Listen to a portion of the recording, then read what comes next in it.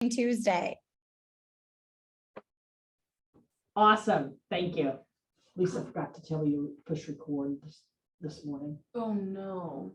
You're like, you're out. You're no longer a member. I have a mental block against record.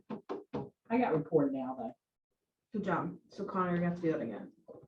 That's okay.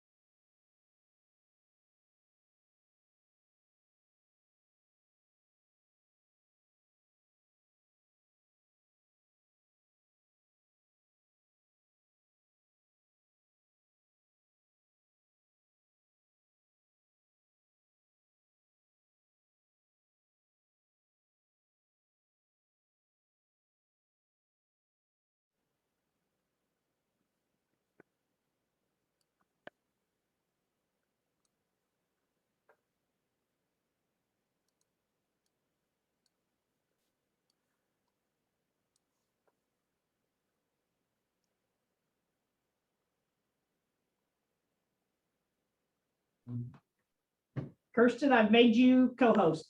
How do we? All right, fantastic. Thank you. It started in about 7 minutes. Okay, sounds great. We really, our organization wants to get involved with this. How do other nonprofits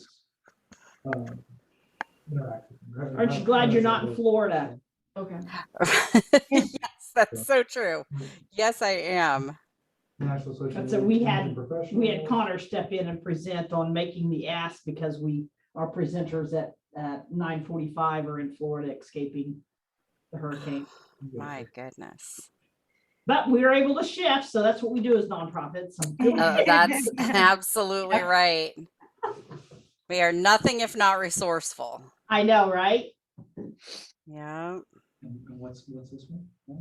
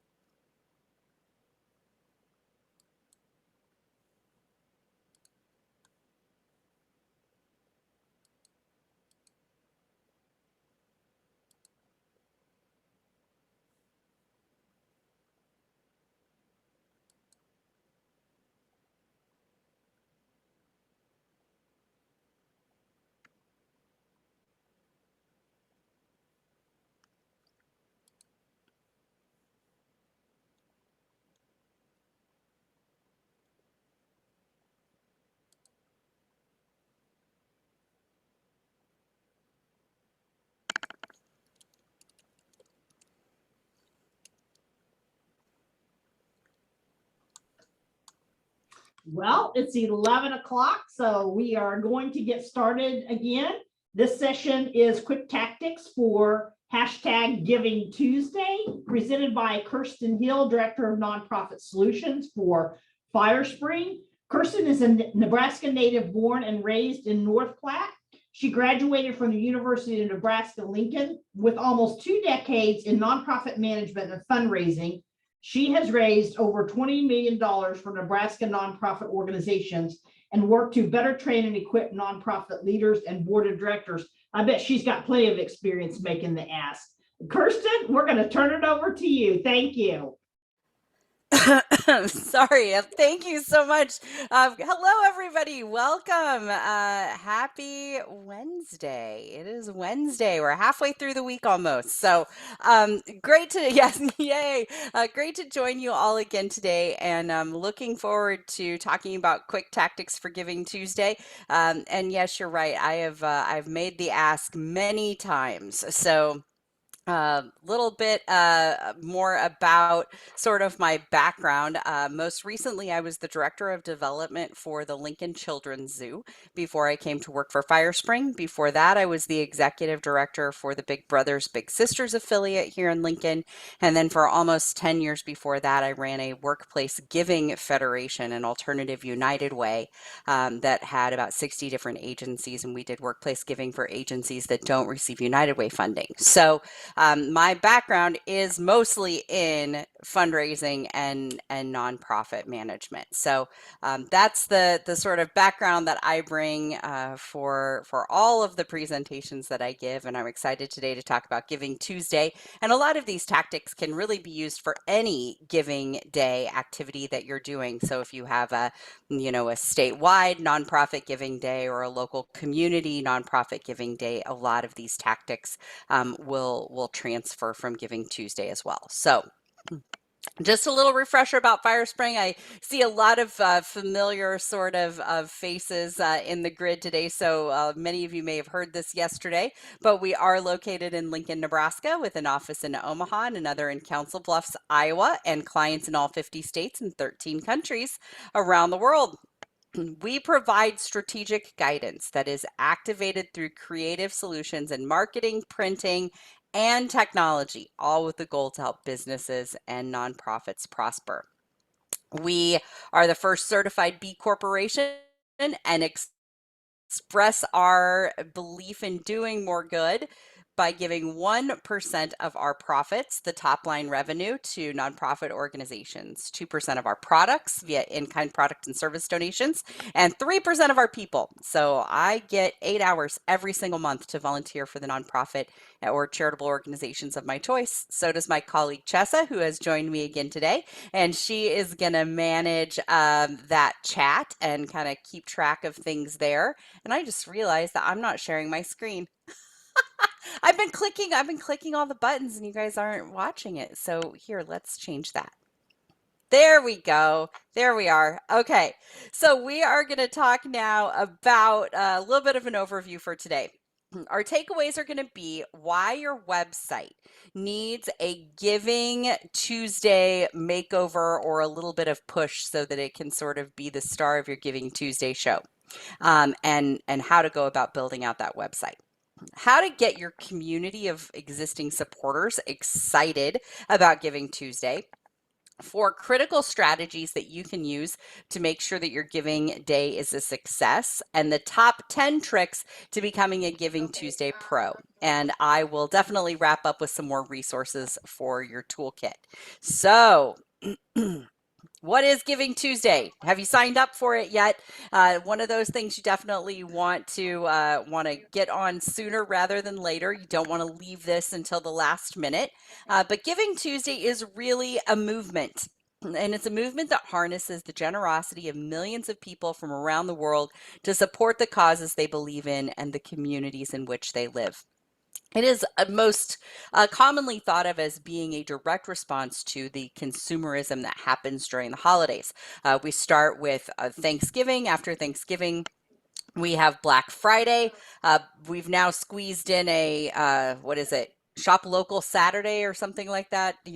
So we've got that effort on Saturday. Cyber Monday.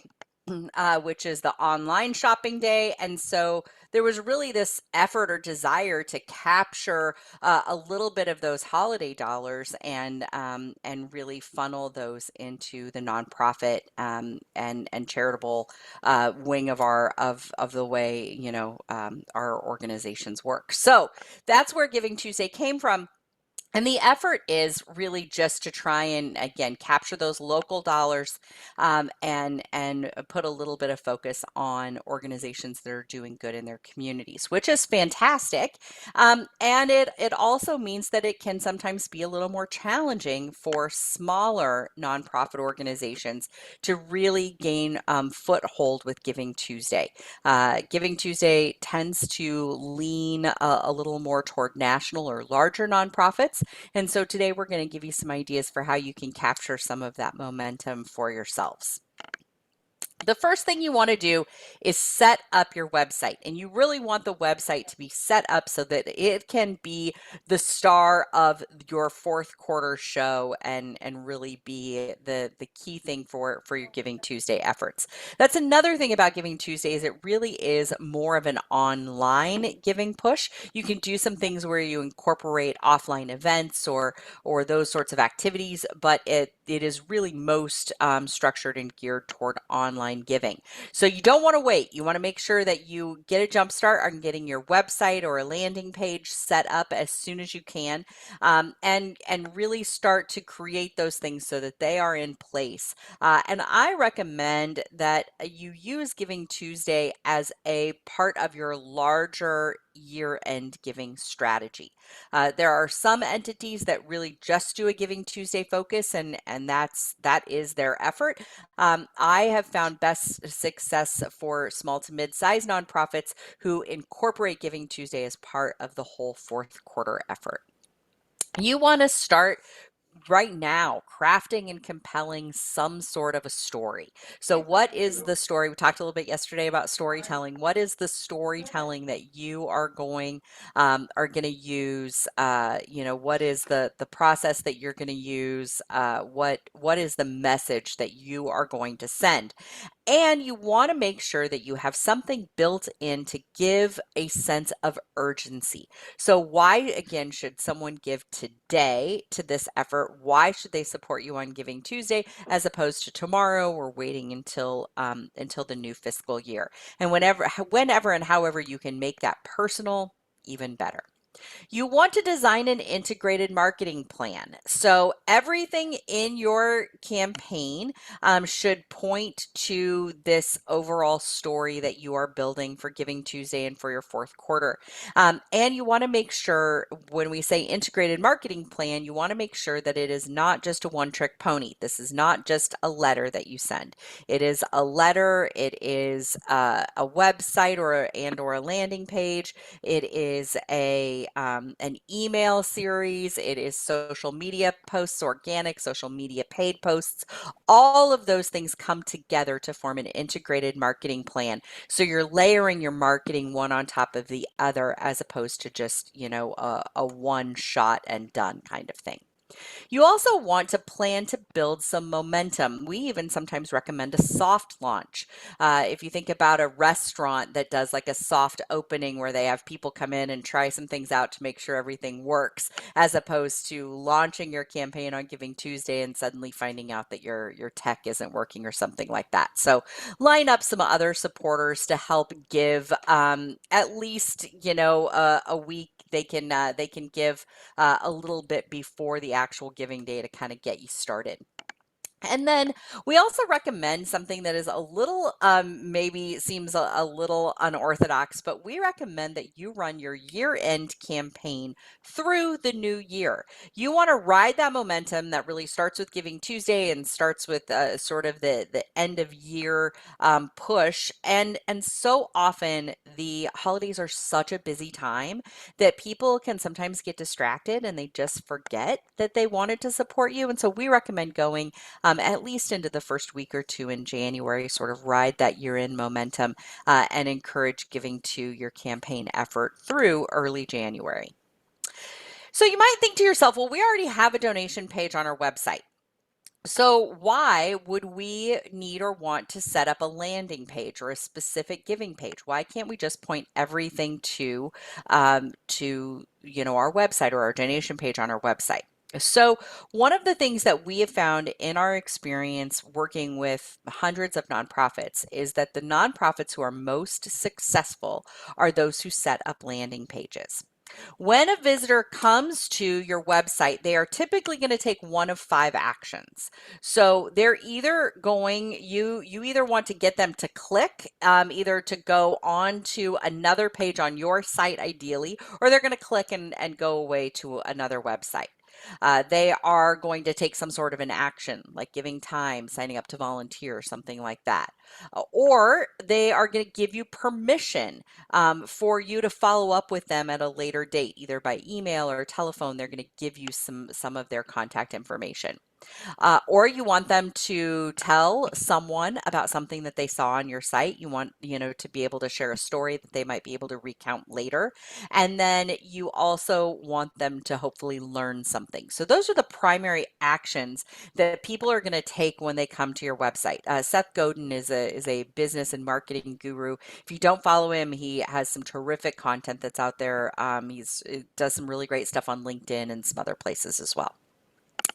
But good landing pages are the most common element among nonprofits who just do great things with their web strategy. Those who are most successful set up landing pages. And the reason why you want to set up a landing page and what makes a landing page a little bit different is that a landing page allows you to really hone your messaging. The reason that you might want to set up a landing page as opposed to sending someone directly to your donation page is that your donation page should be evergreen. The web page on your website where people go to make a donation should be something that is up all year long, and the information that is on it should apply to someone who visits in December or March or June or whenever it is that they come to your website. It's really an evergreen kind of place to accept donations. But when you're setting up your Giving Tuesday or end of the year campaign, you want to really make that thematically match what you're sending out with your other materials. So an example is we work with an organization in San Diego. They are a homeless shelter. Their name is Solutions for Change. Last year at their fourth quarter appeal, they used the theme a home for the holidays. So that was their entire theme for all of the materials and everything that they put out for fourth quarter. So they created a landing page so that when they directed someone to come, like through a letter that they had sent, or they were sending someone from a post on social media that had that a home for the holidays theme, they were sending them to a landing page that matched that same theme. So you're not going in and having to change your regular donation page. That stays out there. And this allows you to better track where people are coming from, and also making sure that you're attributing gifts to the right campaign so that you know how and when people are responding to those efforts. So you can, using a landing page, you can captivate with a great headline. You can stay true to your theme. You can showcase impactful images or videos that specifically pertain to your Giving Tuesday or year-end giving event. The other really important thing about a landing page is we recommend stripping or limiting your navigation at the top of your landing page. So if you see this illustrated example of a landing page, you'll notice that at the top it just has the logo, and then there is the headline. There is no primary navigation on this illustration. We recommend that you strip off all that nav. So the About Us section, the make a donation, or our programs, all of those things, you strip away that navigation. And the reason you do that is because you want to give a very clear and limited call to action. You want whoever comes to this page for your Giving Tuesday appeal to take the action you want them to take, which is probably going to be making a donation. You don't want them to get sidetracked by going off and learning about your programs, or by going About Us, and they start looking at who your board is and they forget why they came. You really want to get them, honed in and just giving and taking the action you want them to take through that campaign. And in my opinion, that is one of the best advantages to a landing page is you can strip away that navigation. You're giving them one single and clear call to action, and removing that navigation menu can actually increase your conversions by up to 100%. So it is really incredibly effective to create landing pages for this effort. Hey, Kirsten. Sure. I hate to interrupt, but I do think we have a pretty prevalent question right now. Oh, as we're on okay. topic. So Great. for clarification, by landing page, do you mean to put this on the front page of the website? Could you offer a little more clarification around that? Sure. No, the front page of your website is what is called the home page. So that you might want to change out what we call like the hero image or the call to action or the hero image right at the front at the top. You could make that be something that sort of matches your campaign. Maybe it's part of a carousel that rotates, but a landing page is a whole separate page that you create. Most website builder tools have the ability to create landing pages, and it is a web page that you would set up. So it might be, greatnonprofit.org/holiday22, something like that, right? So it's going to have a URL that's going to direct specifically to that page. And when they arrive on that landing page, it's going to have no navigation on it, and it is going to have a very clear call to action that matches the other information that you've already sent out. It's part of this whole, multi-layered campaign, and you're directing donors to take action specifically through this page. So it's its own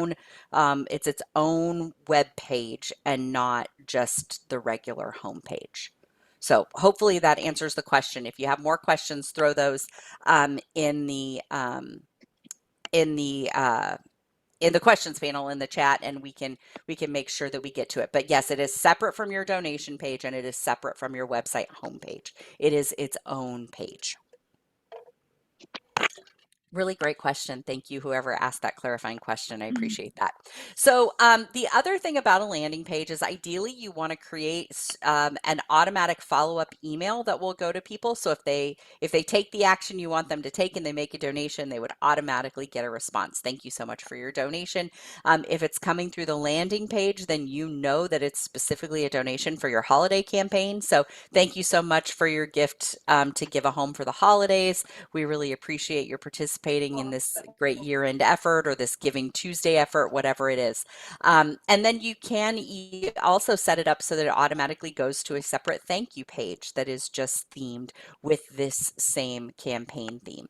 And you always want to encourage social sharing after someone has given. So, give the Facebook icons or those sorts of things, share that you have made a gift to this effort. Let your friends and family know why you support this campaign, that kind of thing. So a few great ideas for landing pages. Let's see, site visitors who, I got to go right back down here. Okay, so site visitors who enter through a landing page are going to be 10 times more likely to take the action that you want them to take than someone who just comes in and makes a gift on your regular donation page, or who comes through your home page and ends up on another page of your site. So landing pages work because, again, they are limited and they are specific. So that's part of the reason that they are so successful and have a much greater conversion rate. All right, the next thing you want to do is to start getting your community excited. So start planting seeds early. Start telling people, asking people, are you ready for Giving Tuesday? Have you thought about what organizations you're going to support for Giving Tuesday? You can start having those conversations right now on social media, or, definitely with your board of directors and maybe your staff and some other folks. Start talking about what your plans are going to be like. I love a theme. I've never met a theme I didn't love. And so I always recommend that you have a theme for your campaigns or your donation efforts. And I recommend that not because your audience loves a theme, which they do, but because themes make your job easier. So it is so much easier when Solutions for Change, for example, picks the theme of, a home for the holidays, then we know how we're going to message this campaign. We have examples, we can tell stories, all of those things are organized and sort of coalesce in a way that you can struggle to bring the thoughts and ideas together without a theme. So the theme is as much for you as it is for any audience that you're sharing it with. And so I recommend that all of your year-end giving efforts, if you're doing, a spring appeal or whatever it is, I recommend that you theme those so that it just makes your job that much easier. You want to come up with something that is ideally catchy and enticing, that's going to get people interested and excited about what you have going on. You want to devise memorable, appealing, emotional imaging. You want to make sure that it's branded, that it matches the ethos and the effort, the branding effort that you are going for. And you want to really create, I love this idea of an orchestra of people around you to help make noise, right? Your team of advocates. You want to get everybody excited and helping push toward that effort so that you're not the only ones out there doing all of the work for your Giving Tuesday effort, but you've got a whole team of people helping you. You can really get great momentum if you start with that soft launch so that you're pushed and ready to go. Giving begets giving. It's the same reason that a busker who goes out and plays a guitar on the street corner always throws their own money in their guitar case to start the show, right? Because then, number one, people know, oh yeah, I'm supposed to give money. And once they think someone else has already given money to the effort, then they're more likely to throw in their own dollars. Giving begets giving. So starting off your Giving Tuesday campaign by already having a little bit of money collected really helps you to be more successful throughout the rest of the effort. So think about how you might be able to sort of prime the pump a little bit. Craft multiple messages from various sources that feel really personal. You want to make sure that things are personal, they're authentic, they're persuasive. And I typically recommend that you go with very hopeful, sort of uplifting messages.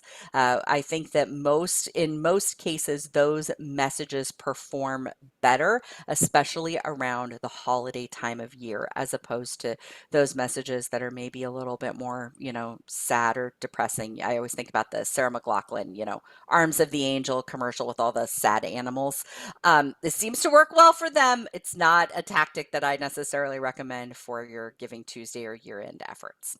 And you want to keep your messaging brief. I got last year during the holidays, I collected every solicitation that I got. Again, I gave you a little bit of my background, but I've worked with hundreds of nonprofits over the last several years. So as you can imagine, I'm on a lot of mailing lists and I get a ton of year-end appeals. And so I kept all of them last season. Plus I asked all my coworkers to keep any solicitations they got. And then at the end of the year, I just went through things and looked to see what kinds of trends we were seeing, people who had maybe done things really well and some people who, maybe could use a few pointers.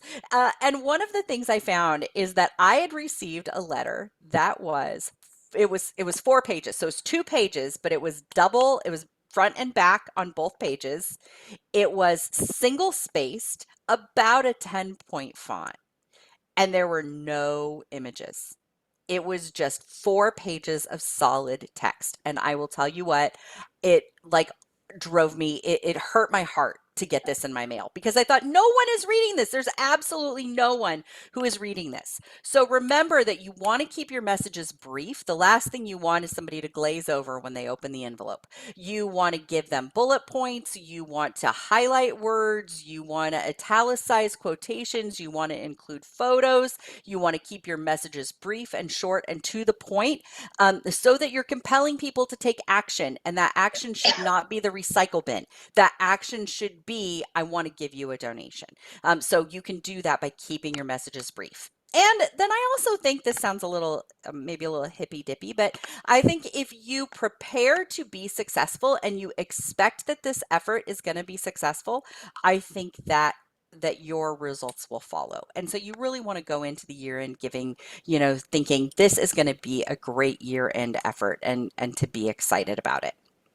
I love the idea of trying to find ways to collaborate. So the picture on the left is an Instagram post from a local business in Lincoln, Nebraska. It's called Wax Buffalo. They are a candle company, but they very much believe in this idea of working differently and collaboration over competition. It is a huge part of who they are and what they do. And as a result, they collaborate with florists and gift shops and all kinds of people in town. You can buy their products in multiple locations in our community, and they don't ever look at those as being competition. It is all collaboration. And I love the idea of having nonprofit organizations take that same approach. So this photo here that is kind of in the middle is from an organization in Seattle, the Abundance of Hope Center.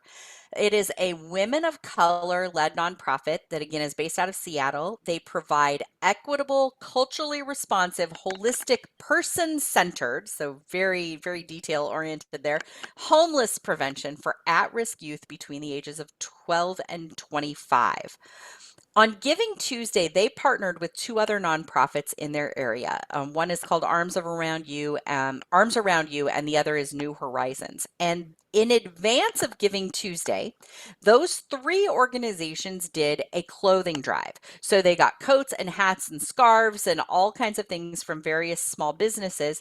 And then on Giving Tuesday, the three organizations went together and distributed all of the things that they had received.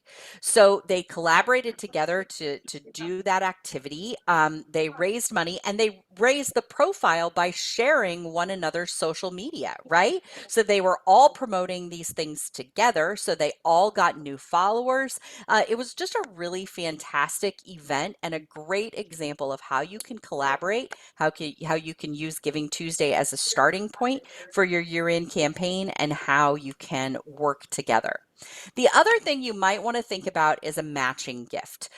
So like a theme, I've never met a matching gift that I didn't love. I think matching gifts are one of the best tricks to successful fundraising. And I think they work really well for Giving Tuesday, and they also work really well for like a community giving day. Just by declaring a matching gift, you can increase giving by 19%, and it increases the likelihood that someone is going to give by 22%. So, Patagonia, for example, does matching gifts when they do their holiday, their holiday sales and those sorts of things, and all kinds of interesting things going on at Patagonia right now, obviously. But that's an example of sort of doubling the impact. No Kid Hungry partnered with Citibank last Giving Tuesday, and they did donations matched up to $100,000. So lots of things that you can do with giving or with matching gifts. The other thing that I have done with matching gifts that was incredibly successful is we had someone who donated a matching gift for Give to Lincoln Day, but the gift was given based on the number of donors who donated to our effort. So instead of matching like dollar for dollar up to $10,000, this donor was willing to make a $10,000 gift if we had 150 participating donors who gave any amount through that Give to Lincoln Day effort. And what happened was we had a ton of people who came in and gave us like $10 or $20, lots and lots of new donors to our organization that we could then steward to become more regular donors. But people who gave because they knew if we had 150 donors, we would get an extra $10,000. A really great tool. And it doesn't have to be those dollar amounts. I mean, it could be an extra 1,000 or an extra 2,500. whatever amount is meaningful to you for donations, but think about matching the number of donations and not just the dollar amount. So here are 4 more strategies that are critical for Giving Day success. Listen, And let's see, where am I at? Amy asked me to bring this over to you. Oh my gosh, Somebody- I have the spinning wheel of death here, folks. So hang on. Well, it's Isn't that great? We also, I'm getting some feedback from somewhere. I don't know if somebody needs to mute. All right, so we're going to talk about some critical things for Giving Tuesday success. And while my computer is having the spinning wheel of death, I'm going to just keep going and then hopefully it will catch up. So the first thing that we have as a critical success, oh, there it goes. Now it caught up all at once. Wait, go back. Go back. There we go. Ben Franklin quote, by failing to prepare, you are preparing to fail. I assume that was a Ben Franklin quote. It sounds good. We're going to go with it. What we always tell our clients is you are going to be most successful when you create a plan, because then all you have to do is work the plan. So as opposed to being like, oh, today I should do this, and then, oh gosh, I wish I would have done that, but now I'm out of time. When you plan those things in advance, you're just much better prepared to push your effort forward. So we recommend that you create a Giving Tuesday specific marketing plan. So start to build your landing page, set a goal. What is the amount of money that you want to raise? Contact your friends and family and your supporters. Tell them about the cause. Get them ready for it. Share on your social media platform, on every platform, that this effort is coming up. Hold some sort of a fundraising event that's going to keep people excited and interested, and then send updates as the effort is going on to let people know how much money you've raised or how close you are to your goals. So think about sending those updates. And then in the end, you want to make sure that you thank your supporters, give out any, recognition or rewards, those sorts of things that people will participate. You want to make sure that you have strategies going into Giving Tuesday for what you're going to do before the campaign. Think about what you're going to do on Giving Tuesday, and then think about how you're going to do follow-up afterward or incorporate it into your larger year-end giving effort. So, you're thinking about how you're going to cultivate your network, how you're going to, maybe add some new people to your mailing list in advance, send out some teasers, gosh, Giving Tuesday is coming, get people excited. We talked about that soft launch as well. Then during the event, you want to make sure that you're celebrating milestones. If you raise $500, put a Facebook post out, gosh, we've raised the first $500 for Giving Tuesday. So exciting. So you're keeping people excited and interested in what's going on. And then at the end of the event, how are you going to follow up? How are you going to celebrate your success? How are you going to report on the impact that those contributions are going to have on your organization?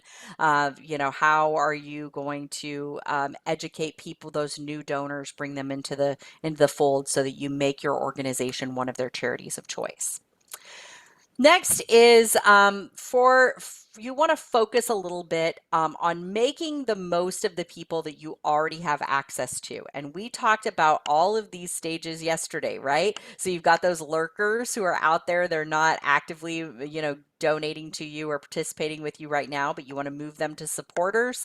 You want to move supporters into advocates. So think a little bit about the people that you have at each of those levels. And do you have messaging that's going to appeal to each of those different groups? Just really being prepared and focused. The goal is you want to move people along that continuum. You want to get people to the point where they're advocates for your organization. You want to start thinking about making your own luck. You can tip the scales of giving and generosity in your favor by doing things like providing a matching gift. You can ask people to donate when you want them to donate. So, we want you to give on Giving Tuesday. Prepare them for that. get people to share when you ask them to. Not only have you given today, but share it with your friends and family. Let them know. Maybe they can help. Maybe people can help get you access to influencers. We don't necessarily need the Kim Kardashian level influencers, but maybe there's someone in your community who's really well respected. And if they would give their support to your organization, there are others who would follow. Are there people who can help you access those sorts of folks? And are there people who can become your advocates and advocate for your organization? All right, so here are 10 tricks to becoming a Giving Tuesday pro. Again, you want to start by creating that plan, paving the way with goodwill. So work on relationship building. You can be building up relationships with your larger community now. Start putting things into place so that you have a good mailing list and you've got people, excited. You're giving them information. You're telling them how effective your organization is, so that when you come around in the end of the year in this fourth quarter with an ask, you've built them up and given them preparation for that ask. Build excitement for Giving Tuesday. Let people know that it's coming.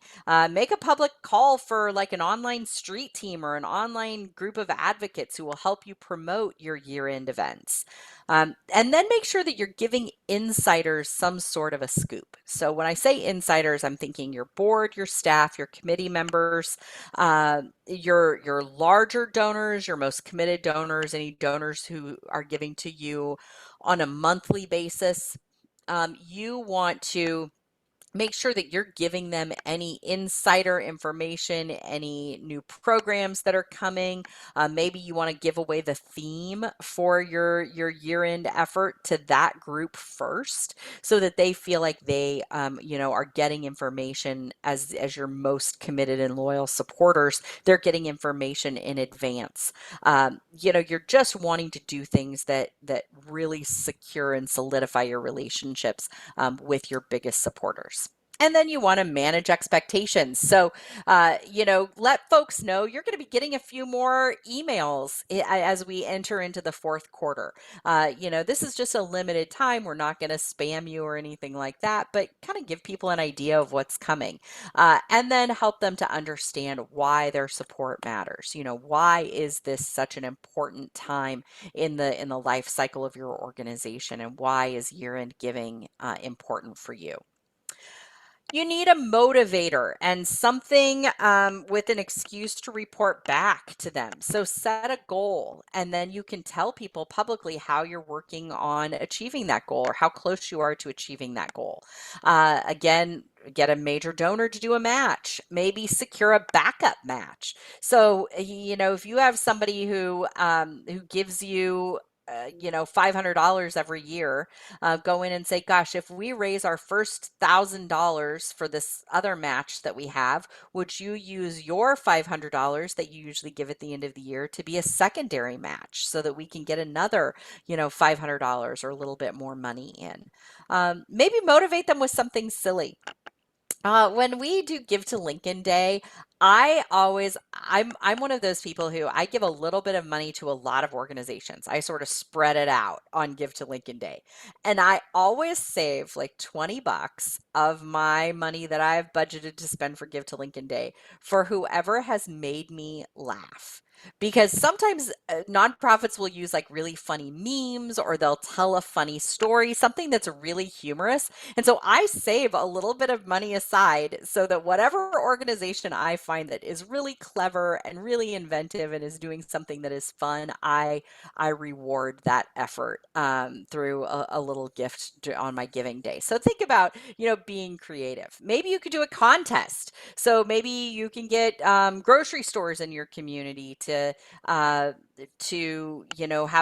a battle between stores, or maybe it's the Rotary Club versus the Kiwanis Club or something like that. Create some contests, make it fun, make your year-end effort be something fun.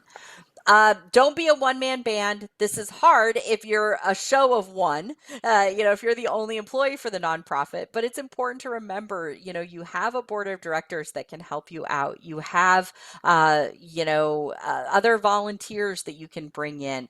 Don't think that this is something you have to do all on your own. Bring others in to help you with this effort. Make sure that you're doing a staff campaign. A lot of organizations forget to solicit for staff support, but these are sometimes your most committed donors. So bring them in the loop on your Giving Tuesday initiative. Let them know what's coming. Ask them to share the campaign with their friends and family and their social media networks. Create some massive internal hype. Help them feel a part of the momentum so that, when it comes around, you're not even going to have to ask them to give. They're just excited about participating. I do put an asterisk here because, as I said before, I spent most of my career, over half of the years of nonprofit, in workplace giving. And so I do want to make a special note that this is an ask. You're providing your employees with the opportunity. You are not telling them, you are not pressuring them. You don't ever want to require a specific amount that they give or that they give at all. You should never tie employment opportunities or advancement opportunities or anything like that to staff charitable giving. So just a little side note, I'm certain that none of you would do that, but I always have to say it. What you want to do for your staff is to provide the opportunity and get them excited about it, but do that in a pressure-free environment. Then you also want to make sure that you are identifying and recruiting advocates. Who do you know in your community who is invested and has influence? Board members are the most obvious, but don't overlook committee members, past board members, your major donors, your staff. Again, who are your local influencers and how can you get them excited in what you're doing? And then you want to make it easy for people to share. So create a marketing toolkit where you are pre-writing blurbs that people can put on their social media. Orchestrate a wave of sharing. Like, do you want everybody to share on the weekend before Giving Tuesday or on the Monday before Giving Tuesday so that, people are thinking about it when Tuesday morning hits? What kind of a script do you want to write? Think about writing that in advance and sharing that. Pre-write tweets. So all people have to do is click to post or copy and paste to post it. Create a schedule to remind people to share for you. So, create an event on the morning of Giving Tuesday that is share Giving Tuesday for best nonprofit ever on social media and invite a bunch of people to that calendar event so that you remind them to post on your behalf on that Tuesday morning. And then you can always issue a press release. Maybe you're doing something really fun. Don't forget to involve the press. They're often looking for really good, positive stories. If something comes up and they can't cover it on a Tuesday, maybe they'll come back in and cover it sometime in the fourth quarter. And the HARO inquiries are help a reporter out. If you're not already doing this, it is always beneficial to create good relationships with your local reporters so that if they are struggling to find stories, they know who to call that can help them out. And pre-fill your tip jar. This is that idea for, the buskers, right? They pre-fill their guitar case with some tips. You want to do the same thing. Giving begets giving. And you want to expand your advocates group and get people, ready to roll when you make that ask and request. All right, then the other thing that you want to do is make sure that you are covering all of your bases. So choose a specific timeline. How long are you going to run this campaign? Start talking it up early. You want to have a target list. Maybe you segment your donors. You're going to target different donors at different times. Include your staff, show immediate gratitude when somebody makes a donation. Again, Giving Tuesday is usually very much website focused. So show immediate gratitude, with a really quick email response to thank people for giving. You can send multiple reminders the day of. You can really kind of be relentless on Giving Tuesday about pushing the envelope to get people to give. Everything that you put out should point to your URL. It should all point to that campaign landing page. Where they come to the page, all of the messaging matches, and it has a singular focused call to action. So any press releases that you put out, any social media, any offline communications, everything should point back to your landing page. You also want to make sure that you are, prepared with what emails you want to send, what times you want to send them. Maybe you want to pre-write an email script for other people to send to their friends and family on your behalf. Maybe take the pressure off. If somebody doesn't necessarily have to make a donation, maybe you just want to ask them to share. Sometimes that feels less confrontational than asking people to make a gift. Communicate with people in their preferred way. And that's also why we recommend lots of multi-channel approach. So social media, connect via mail, connect via email, all of those things. I love to do postcards for giving days, just little reminder postcards. Giving Tuesday is coming up. Don't forget to support the organization. So maybe you want to send a postcard for Giving Tuesday and then follow up later in that week or in the next week with your fourth quarter year-end appeal letter, something like that. But when you plan all of that out in advance, then all you have to do is implement that plan, and you're not constantly trying to think of things as you go along. You don't want to build the airplane while you're flying it. And again, if you just ask them to share as much as you're asking them to give, that can be beneficial as well. Make sure that you are using gratitude so that we're turning supporters into advocates. Put people in the mood to share by thanking them. Do not underestimate the power of a phone call or a quick video. Gosh, it was so great to receive your donation today for Giving Tuesday. It means so much to us, and we're going to be able to do great things with it. Hit send and text that over to the supporter who sends you a donation. Leverage new supporters to help spread the word. Report back on the impact. So make sure after Giving Tuesday, you say, gosh, we raised $5,000, and that's going to enable us to, provide a month worth of service for an individual or something like that. Report back on what that impact is going to be. And then you want to keep them engaged. You want to nurture that relationship. The goal should be that anyone who comes to your organization through one of these giving events, you want to nurture that relationship so they become an advocate, and ideally you become their charity of choice. A few other resources for you. I'm not going to go through each step of this, but when you get a copy of the slides, this is going to be slide 39. So here's just a checklist of things you want to make sure that you have: a promotional calendar, a plan for social media engagement, what hashtag do you want to use for your year-end effort, and then some of those easy to share tools. You want a toolkit that people can advocate for you. Have that ready. Here are a couple of resources that we really like and that I have frequently recommended. So Sherry Quam Taylor is an amazing fundraiser, and she talks a lot about recruiting and acquiring unrestricted gifts. She's amazing. If you go to her website, quamtaylor.com/fundraising blog, there's some great things there. If you go to firespring.com/GT guide for Giving Tuesday, so firespring.com/GT guide, you can get Giving Tuesday resources from us. Our friends over at nonprofithub.org have Giving Tuesday downloads at that address. And then you can also get extensive resources by going to just the Giving Tuesday website. So givingtuesday.org. You can get tons of resources, graphics, the Giving Tuesday logos, all of that is available at givingtuesday.org. So here are some action steps for you.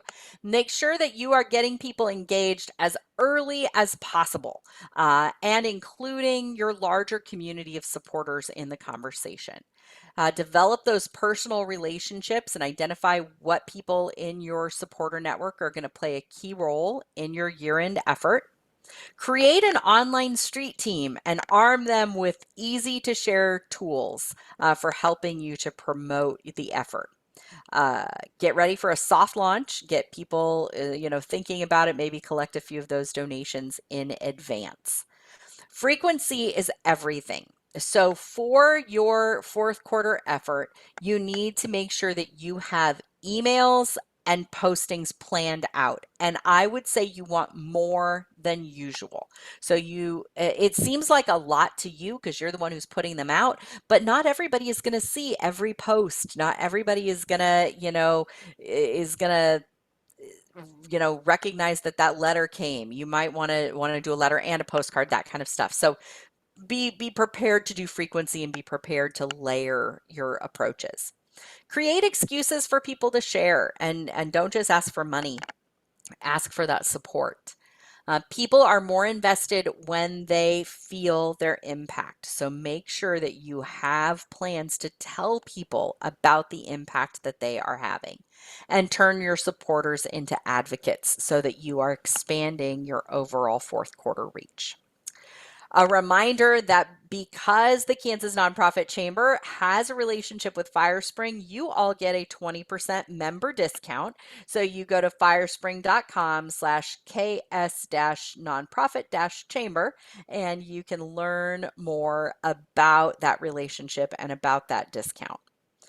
Some more information about all of our services. We really are a comprehensive communications and marketing organization who has a little bit of everything from nonprofit websites to printing and strategic guidance. We have a list of all of our other webinars that we offer on a regular basis, all free of charge at firespring.com/webinars. And that leaves me with 10 minutes for questions. That hardly ever happens. So what do we have for questions, Chessa? We do have a couple questions here for you. And right. pulling those up here. One question was, in years past, there was a big push for tax donations before the end of the year. Is this still important for donors? For some donors, it is. I would say for your larger donors, your larger major gift donors, yes, tax deductions matter.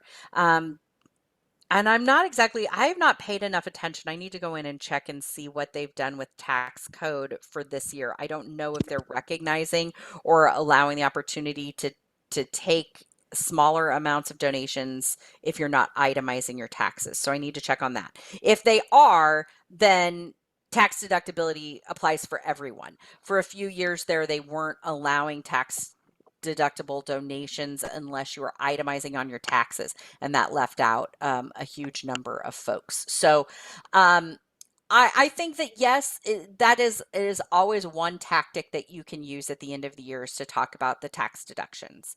But I think the other thing that you can capitalize on is just a spirit of generosity that people have during the holidays. And I think that is as much something to capitalize on as the tax deduction, is that sort of spirit and feeling of generosity that people have at the end of the year. Awesome. One other question that was put into the chat is, do you have any specific tips for finding matching donors? Yes. So first of all, look at your list. Spend some time looking through your donor list and looking through donor history. Do you have someone who seems to give to your organization every year? They give in the fourth quarter and they give a specific amount. So they always give $500 or they always give $1,000. Ask them if are you planning to give to the organization again this year? And if so, would you be interested in making your annual gift a matching gift? So that is one way that you can do it, is by getting that group of segmented donors and asking specifically one of them. Look through other organizations' lists and see who has made matching gifts for other organizations, because that's somebody that you know already likes to make matching gifts. Ask them if they would consider doing a matching gift for your organization. Depending on how much you want for a matching gift, the other thing you can do is do a board pool match. So ask all of your board members to donate for the matching gift, and you could promote it as a board match. So our board has raised $5,000 from our board members to match the first $5,000 raised from the community, right? So if you're struggling, you're not quite sure who to ask, go to your board and ask them to pool their funds together for the match. We did that at Big Brothers Big Sisters one year for Give to Lincoln Day, and it was very successful. So the other thing you can always do is ask your board members or existing, your existing sponsors, go to that core group of insiders and say, we would like to offer a matching gift this year. Is there anyone in this group who would be willing to donate that match? And we'd love to talk to you about it. So I think that's a few ideas that you can use to maybe kind of get your brain started and start thinking a little bit about who you could ask for a match. Great question. There weren't any other questions in the chat for you here, Kirsten. But I so- have 6 minutes. I know it. Now, again, that never happens. Any other questions? Oh, looks like the conference room, someone is waving their hand. Okay, I opened it. Okay, how valuable do you think having specialty items for certain levels of giving, like coffee mugs and hats or t-shirts and different, maybe a whole gift box? Yeah. I think it depends on your organization's donors. I don't think that there are many donors in the general donation pool who give because of that incentive. The only exception I can think of that is the NPR tote bag, right? Like NPR does that recognition level giving better than anybody else, because they make it a thing. Like you get the NPR mug or you get the NPR tote bag.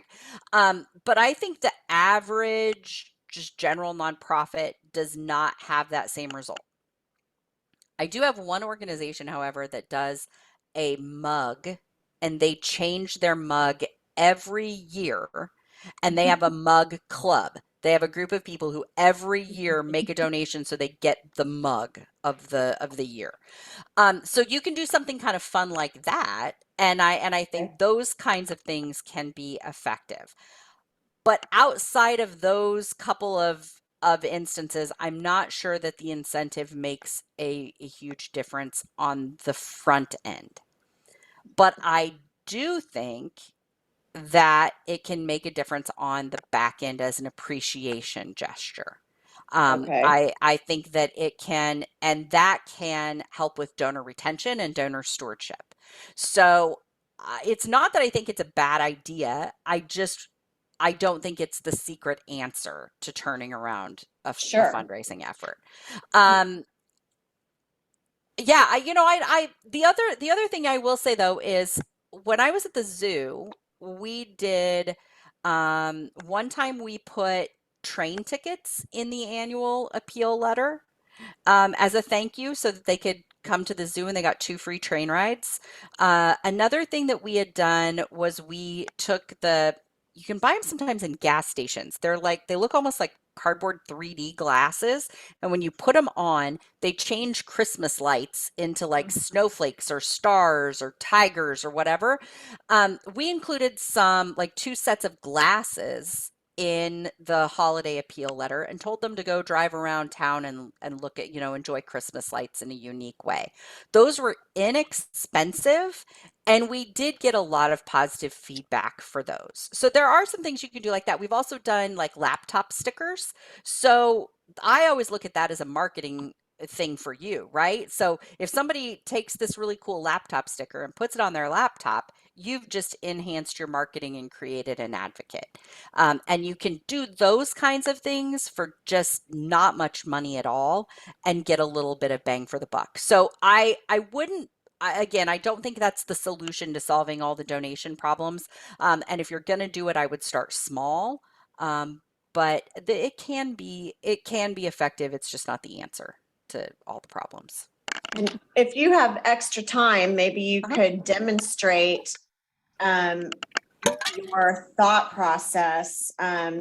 We are Empowered Senior, and we educate, equip, and empower seniors through seminars. And our goal is to do in-home consults to help them kind of think through aging in place at their current home, or where they should maybe start thinking about moving.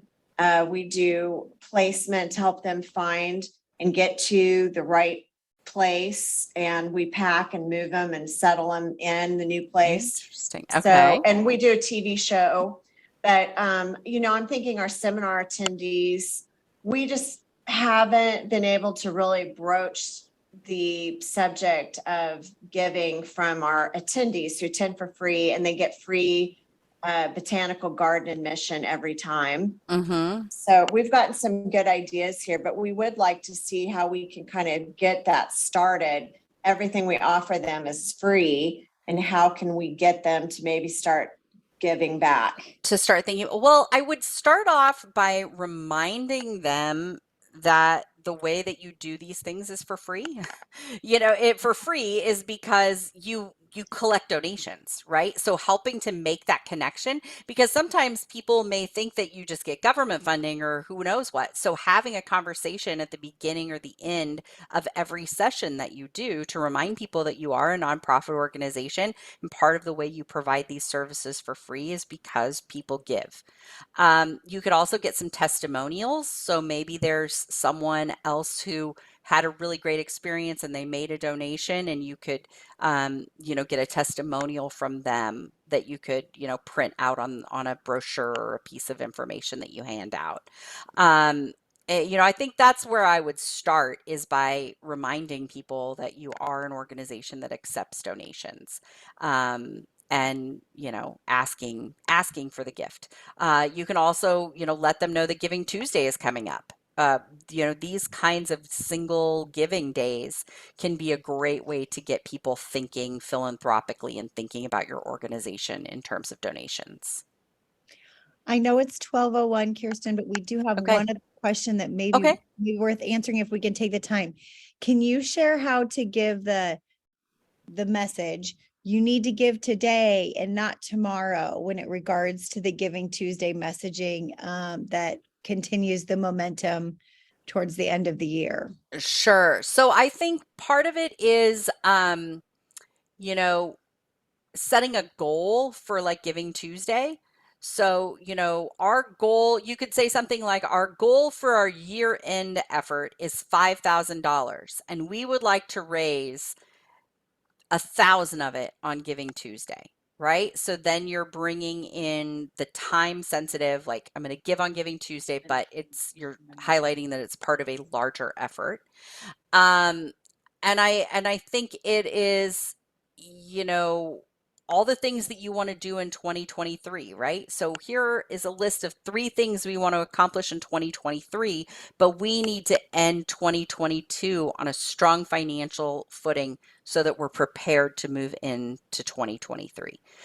Those kinds of things that create timeliness and that create time sensitive reasons for donations. I think if you kind of try and create that structure of time that you need those gifts in, and I think setting goals for Giving Tuesday matters. We want to raise $1,000, or we want to have 25 donors for Giving Tuesday, and then halfway through the day you come in and say we have 10 donors, we just need 15 more to finish out our Giving Tuesday donor goal, something like that. So a lot of it is, I don't want to necessarily use the word manufactured, but you're creating your own hype, right? You're creating your own deadlines, your own incentives, your own goals. But all of those are created with the goal to get people to take action in a limited amount of time. All right. Anything else? Let's stop the share there. If you have questions, again, don't hesitate to look me up on LinkedIn. You can always drop into the DMs and ask questions if you have them. And hopefully we'll be back again with Kansas Nonprofit Chamber sometime soon, and we can do some more webinars and have some more chats. So it's been really great joining you guys yesterday and today. I really appreciate the opportunity, and we hope that if you have any questions, you'll reach out to us. We're happy to help. Kirsten, Thanks, Kristen. thank you so much. Let's give Kirsten a hand for her presentation. I know that I've been a little bit stumped myself as to how to be most effective with Giving Tuesday. So you shared certainly a lot of fantastic information. So hopefully we'll Awesome. all create our own successful Giving Ah, Tuesday campaigns. I hope so. That's all we ask for. That's awesome. Yeah, but thank you so much. And Yes, to the take rest- care. Thank you. To the rest of you, we're going to take, so here's your choice. You can take a break for 20 minutes and come back and learn a little bit about the Kansas Nonprofit Chamber and or pose questions or share challenges that we can discuss. Or you can take off till 1 o'clock and come back and listen to Big Bang for Your Buck, Savvy Software Solutions for Nonprofits, which I'm excited about. But I certainly invite you to participate in the conversation at 12:20 if you'd like. If not, take the whole hour and we'll see you back at 1. Thank you.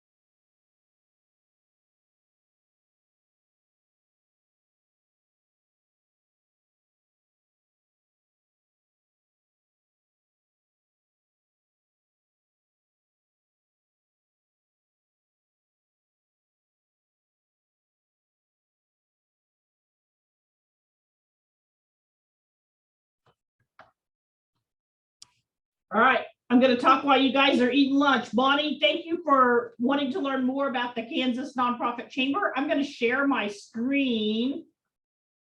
I'm going to share our brochure with you, those of you who are listening in.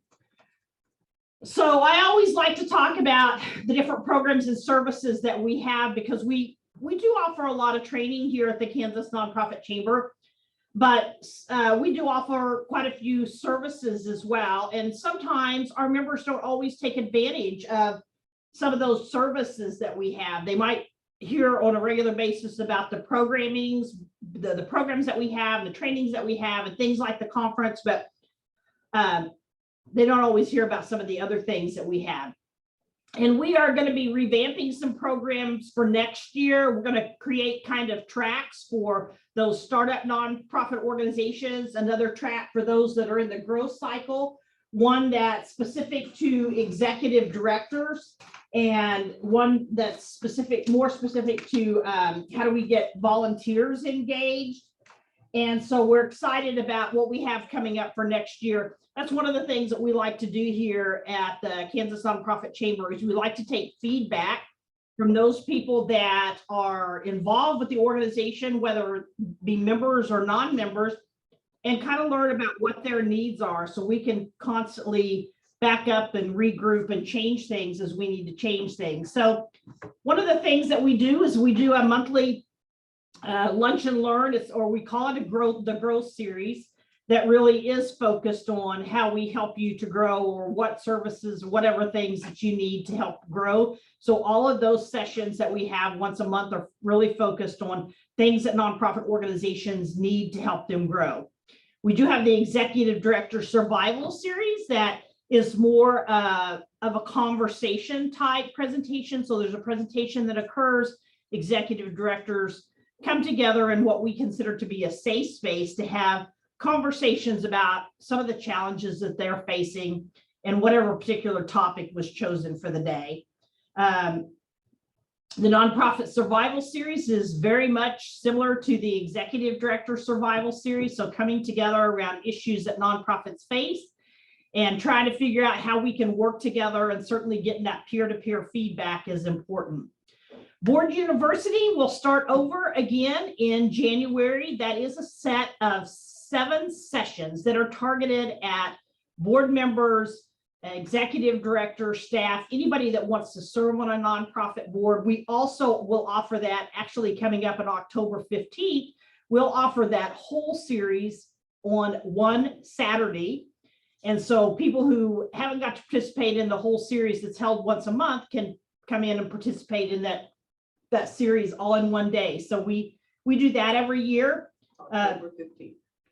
Yes, October 15th is when that whole series will be coming up soon. Certainly networking events, and I know we'll have our Merry Holiday Mixer will be coming up in December. You'll see a save the date for that soon. And we hope that you'll be able to participate in our Merry Holiday Mixer. We host that at Botanica. We have a partnership with them. And not only do you get to participate in Merry Holiday Mixer, but you also get to go see the lights that are there at Botanica. So that's part of that participation. Emerge and Lead will be looking for nominations for our Emerge and Lead program later this year as well. That is a 4-month program. We start out with an orientation, and then we have participants in the Emerge and Lead program participate with Kansas Leadership Center to learn the principles that they teach at Kansas Leadership Center. Then you get to come back with additional sessions with us and learn how to implement those leadership principles into the work that you do, and certainly into facing those challenges that we all face as nonprofit organizations. And that is, again, targeted at nonprofit staff, volunteers, and or board members. So that's a program we launched about 4 years ago, but we do love the Emerge and Lead program. So something that you might be interested in if you're wanting to build leadership skills. Certainly our annual nonprofit conference, that's what we're doing today. And of course, we had the Inspire Awards earlier this year, where we recognize either outstanding nonprofit organizations or outstanding businesses that are doing stuff related to nonprofits and giving or volunteering. So some of the services that we offer in addition, I forgot to mention our member meeting. We do have a member meeting once a month that's held in the morning. We have some coffee. We generally do some updates. And then we also have somebody present some kind of topic. Maybe it's the Wichita Community Foundation giving updates. Maybe it's the National Council of Nonprofits giving advocacy updates. So we have a variety of different presenters that'll hopefully help you as members learn something that you can take away. Then their services, board member matchup is growing for us. And we are really focused on how do we get mostly young professionals, but sometimes it's people that are retired, onto nonprofit boards of small to medium-sized organizations. So we actually take those people that choose to fill out a form, and we actually take them through kind of like a dating process, I guess. We evaluate what are their strengths and weaknesses, their experience, what kind of skills do they have to offer, what are they passionate about, how much time do they have to give. So we will actually take them through that process. You as nonprofit organizations, whether you're a member or not, can submit board openings on our website. So if you want to be considered for a matchup, so when somebody's reaching out to us looking to serve on a board, certainly we'd love to have you in our pipeline if that's something that you're looking for. We also post those board openings on Facebook, Kansas Board Member Matchup Facebook page.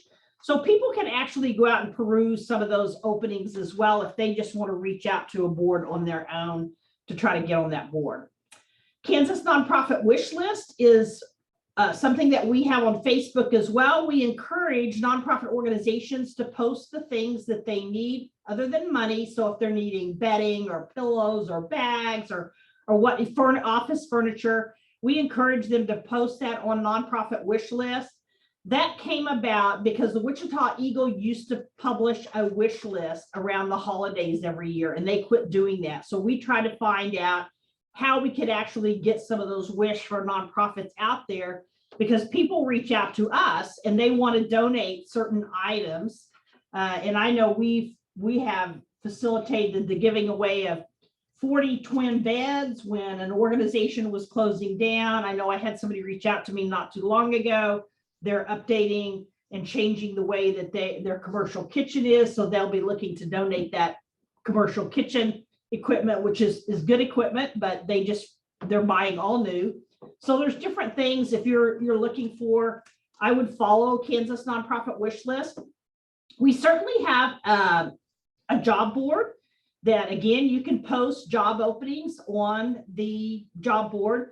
There is a form online where you can submit those jobs. If you're a member, it's free to do that. If you're not a member, it's $75, which is pretty reasonable. It is one of the most visited places on our website, people looking for jobs. So that's something that you can certainly get engaged in if you're looking for employees. We had a group insurance benefit program. We are now working with Blue Cross and Blue Shield to relaunch that. There was some issues with the company. Unfortunately, us and several other chambers were participating in a group insurance benefit, and we're now all trying to transfer over to Blue Cross and Blue Shield. We do fiscal sponsorship. So if you happen to know of somebody that's doing grassroots work and or they're in the process of getting their 501c and they need somebody that they can basically kind of funnel money through, we charge a small administrative fee to be a fiscal sponsor, but it's certainly also a way if you're starting a nonprofit and you just want to test the waters and see whether or not that's actually a great idea. You can try it out fiscal sponsorship before you decide to get a 501c. We do a lot of consulting and training here at the Kansas Nonprofit Chamber, mostly strategic planning, board development. We consult with boards on fundraising and developing fundraising plans and lots of other things. If you're a member, the cost for participating in any or getting any of our consulting services is half the cost as if you're not a member. So something to think about. And then we're always trying to connect nonprofit organizations with resources, whether it's you're looking for an attorney that specializes in nonprofits, you're looking for an accountant that specializes in nonprofits, you're looking for somebody that can maybe give you a discount on printing or other things. You need templates, you need different things, you need to develop a policy. We will help you with all of that. We have tons and tons of resources that we can certainly connect you with. And then if you'll look over here, member discount. So we have a partnership with GrantStation. As a member, you can get GrantStation at a discounted price of $95. You can get discounts on stuff related to BoardSource, including a BoardSource membership, Tech Impact, Nonstop Wellness, my telemedicine, the nonprofit subscription to the nonprofit quarterly, Neon One, FireSpring is also, we haven't added them to our brochure, but we have a partnership with them. We unfortunately no longer have the Zoom discount. Zoom took that away recently, and we hope to get that back maybe next year. But also Coesis Global, they do background checks. So we can offer discounts on stuff related to them as well if you're looking for, if you're looking to have background checks done. For those of you who don't know, last year we launched the 501c Foundry. So we do here at the 501c Foundry, where the Kansas Nonprofit Chamber is located, we offer co-working space. So for $75 a month, you can have a space that you plot down, use our conference rooms, use our internet, use our printers, those types of things. For $150 a month, you can have a designated desk.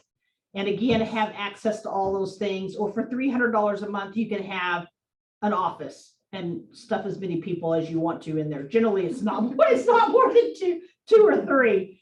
But anyways, that's something else that we offer. And the nice thing about being here at the 501c Foundry and having space here is when you're here working and you need help with, again, tools or templates, or you need to talk about some challenge that you have, then we'll work with you on that to help you grow, because that's one of the things that we want to do is really grow nonprofit organizations and help them become sustainable. That's really what our mission is here. And of course, all of our membership rates are found online on our website at ksnonprofitchamber.org. You can also complete a form there if you're not a member and you want to join. That membership rate as an organizational membership covers you, all the staff, and any board members to participate in any of our training or any of the other things that we provide for free or for a small cost. And it is discounted for members. So it allows any of those people to participate. So that's kind of an overview of what we offer. I also tell people sometimes that I'm like the nonprofit therapist. So sometimes members just want to call and make an appointment with me because they want to discuss a board issue or something. So the nonprofit therapist is in for you. We're here to support you in whatever way that we can support you in the work that you're doing. The other thing that we do here that's really not on this, but it really aligns with our services, is we do work with lots and lots of nonprofit startups. That's some work that I particularly did before I came to the Kansas Nonprofit Chamber. And we literally have worked with startups in Arkansas and Chicago and Missouri and Arizona. People reach out to us. The name has gotten out. Kansas Nonprofit Chamber does that work, and we specialize in that work. And while an attorney can help somebody start a nonprofit organization, they do the paperwork, we teach you how to create a successful nonprofit organization in addition to doing the paperwork. So that's always a resource that people sometimes say, I wish I'd have found you sooner. So you know, people that are looking to start a nonprofit, we can certainly help with that as well. So with that, any questions about the work the Kansas Nonprofit Chamber does, or anything else you think we ought to be doing that you'd like to see us do?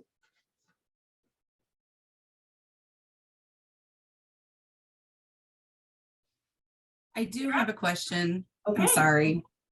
Hey, Cindy, Sarah, Sarah. Sinister. So do we have to have the member meeting so early in the morning? I thought you liked early mornings. I look at it every month and I think that is never going to happen. Yeah. I mean, you don't have to change it for me. I'm just saying, like, is it well attended? We have struggled with getting attendance for that. So that is a good point. We could look at moving it to doing it over the lunch hour. Yeah. No Yeah. one likes an after hour and like hours commitment necessarily, but yeah. Yeah. I just think it'd be a good idea. Like, I am one person who will never be ready to commingle at 7:30 a.m. Like, I'm just not that person. So It's interesting. you'll never because see me. we hear both. We hear from people that want to start a meeting at 7:30 and those that say, absolutely, I don't want to do that. I want to do that over lunch. And I'm kind of with you, Sarah. I've been involved with other organizations where like 7:30 morning meeting, and I've made them, but I've never been like real excited because I'm a night owl. Yeah. So that's certainly good feedback, and I appreciate you providing that feedback. It is the membership meeting is something that we started this year.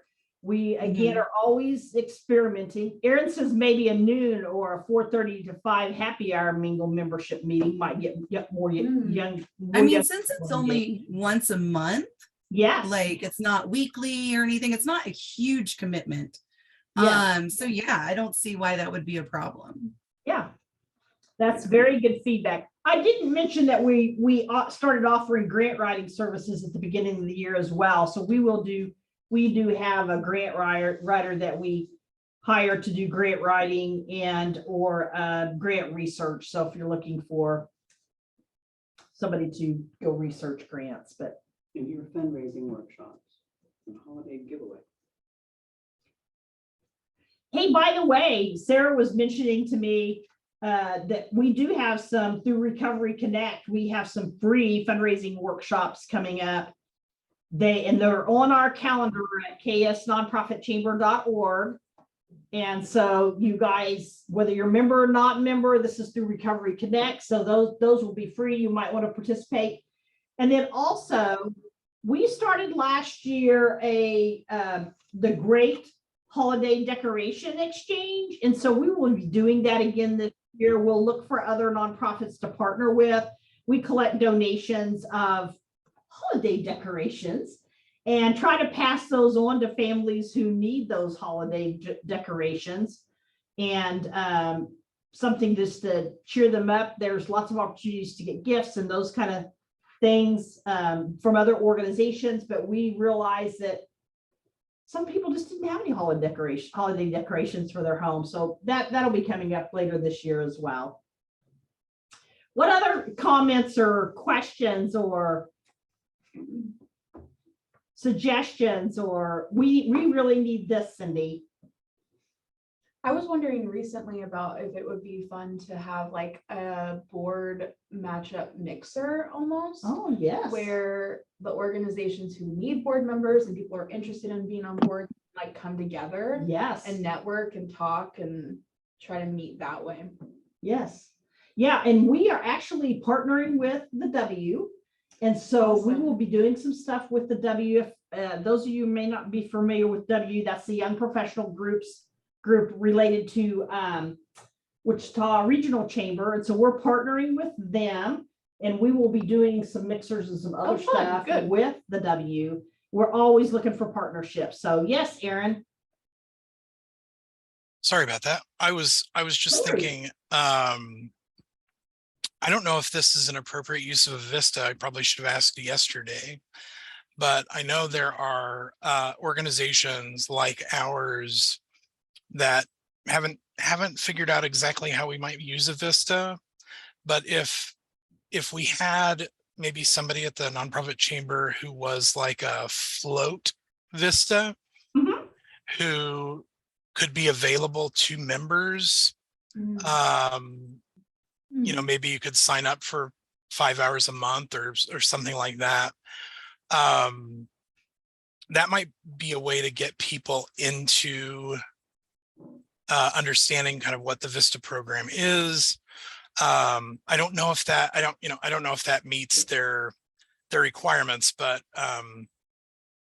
that would be an interesting way to maybe test out for a number of us. Yeah, we can certainly check into that. And some of you may not know that we occasionally have 40-hour-a-week or 35-hour-a-week volunteers here at the Kansas Nonprofit Chamber. And so if there's, if you're needing bag stuff for an event or something that those volunteers can do, we certainly would love to have you drop that stuff off and let them make up bags for an event or other things, not necessarily technology related, but just tasks that you need to have done that your organization needs to have done, putting packets together, anything like that. We can certainly help you out in that way as well. That's fantastic. I full disclosure for everyone not in the room, I'm on the board, and that in particular, I had not ever even crossed my mind. That's fantastic. Other questions or challenges you want to talk about or comments you want to make?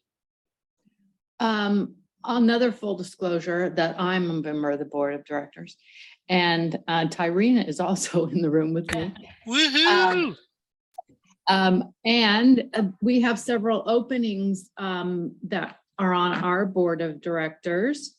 And so we are taking nominations for board members to be elected in the next month or so. The election is in the next month or so. So anyone interested in being on the board or knowing someone who would be a great board member for the Kansas Nonprofit Chamber should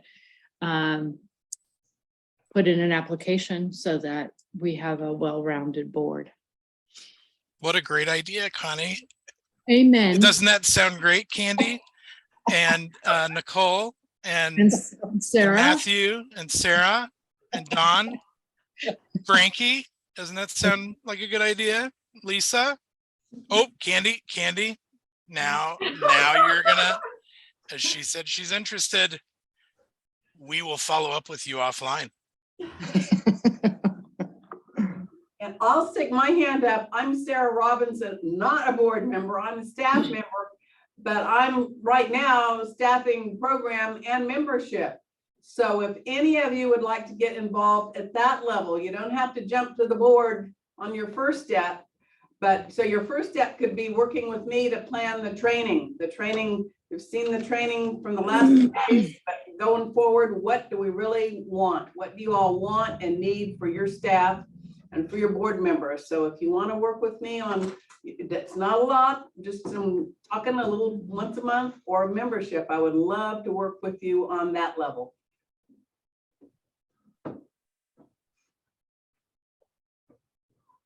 Any other questions or thoughts? If we talk about advocacy. Like Aaron too small. Oh, Sarah also Sorry. reminded me to tell you all that we are working to put together an advocacy initiative that we will launch the 1st of next year as well. So that's another area that you could get engaged. We're excited about that. Sarah, did you have something? There you go. Oh, I was just gonna compliment the Kansas Nonprofit Chamber. Yeah. No, I was just, I participated in probably every program you've offered, and it has been great. I have received a lot of things. If anyone's on the fence about participating in Emergent Lead or the board placement or anything like that, I strongly recommend you just go ahead and make that leap. It's really fun. It's great. I've met a lot of people. I am pretty active in the community now, and it's thanks to the Kansas Nonprofit Chamber. So great work. And this has been a great conference as well. So thank you very much. We didn't buy Sarah lunch or anything to bring you that. Oh no, my neighbor gave me lunch. I can vouch for that. It was delicious.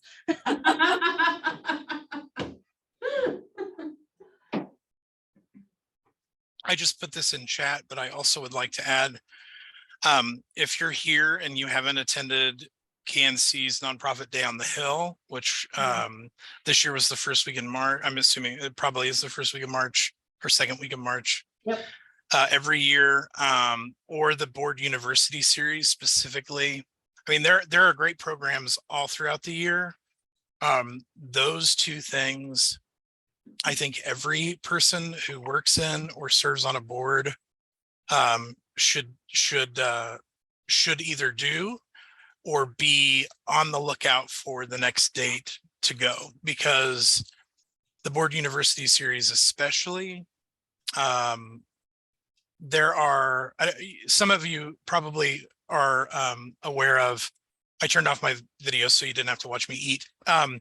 Some of you are aware of like consultant syndrome, where sometimes you can say something for 6 months to your board, and then you just have somebody come in with a briefcase and a suit, and they say the exact same thing, and suddenly everybody understands it.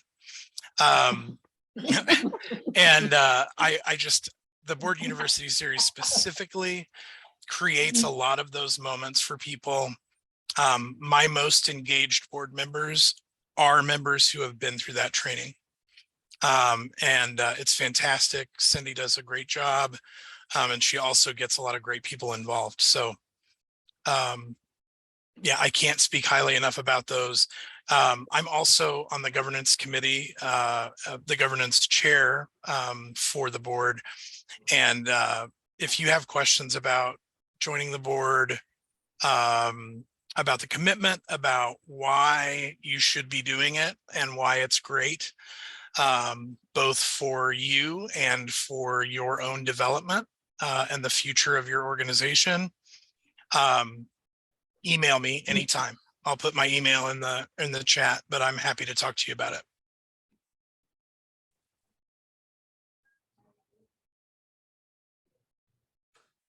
Anything else? Any big challenges you're facing these days?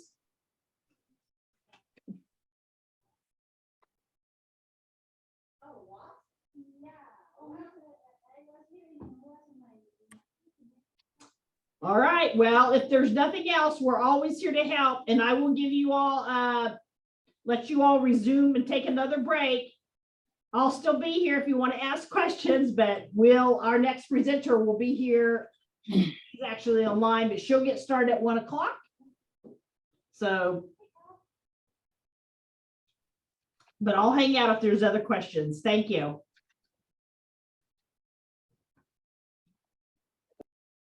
Hi, Cindy. Yes, I'm here.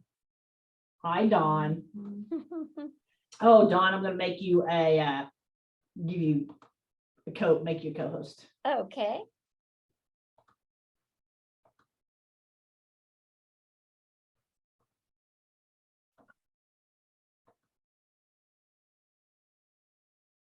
I'm busy making, I'm doing a little art project.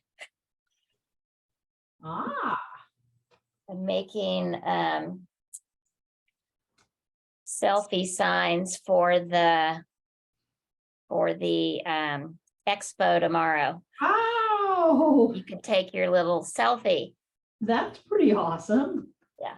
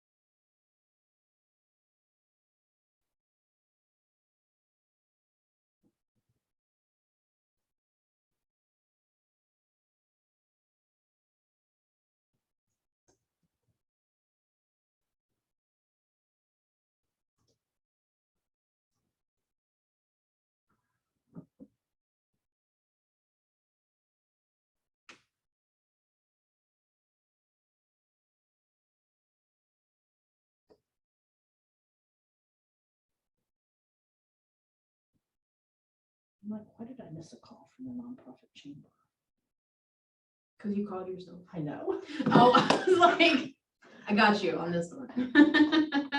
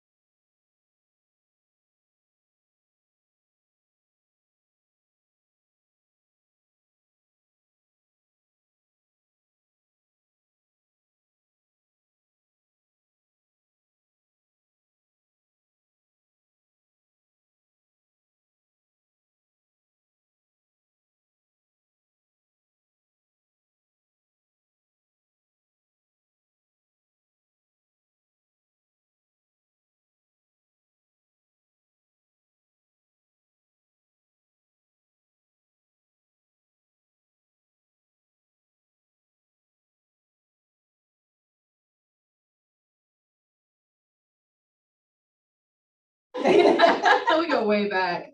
We had breakfast right before the world shut down. We had breakfast and the world couldn't handle.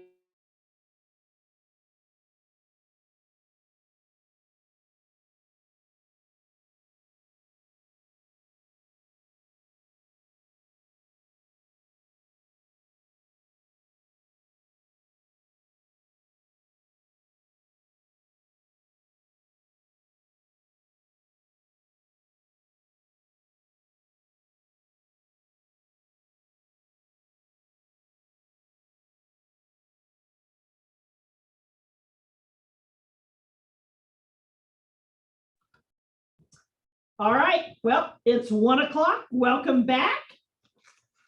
I am excited to introduce you. I'm excited a lot. I know I use that a lot, but I am always excited about when nonprofit organizations. It's a passion of mine. No, really, Dawn Monroe is going to present on big bang for your buck, savvy software. And Dawn is the owner of Dawn Monroe Training. I've known Dawn for years. See, I worked with her back when I worked at Butler Community College, and she was doing this work way back then. Was that like the 30s or the 60s? I can't remember. I'm just kidding, Dawn. She is a certified Microsoft Office specialist, master, a Microsoft certified educator, a modern classroom certified trainer, a certified virtual educator, and a certified virtual presenter. She has a background of nearly 30 years in the technical training industry. So I guess it couldn't have been the 30s or the 60s, right? Dawn's in the hearts of business professionals around the globe with her engaging teaching style and her genuine desire to help you figure out the tech so you can get your work done.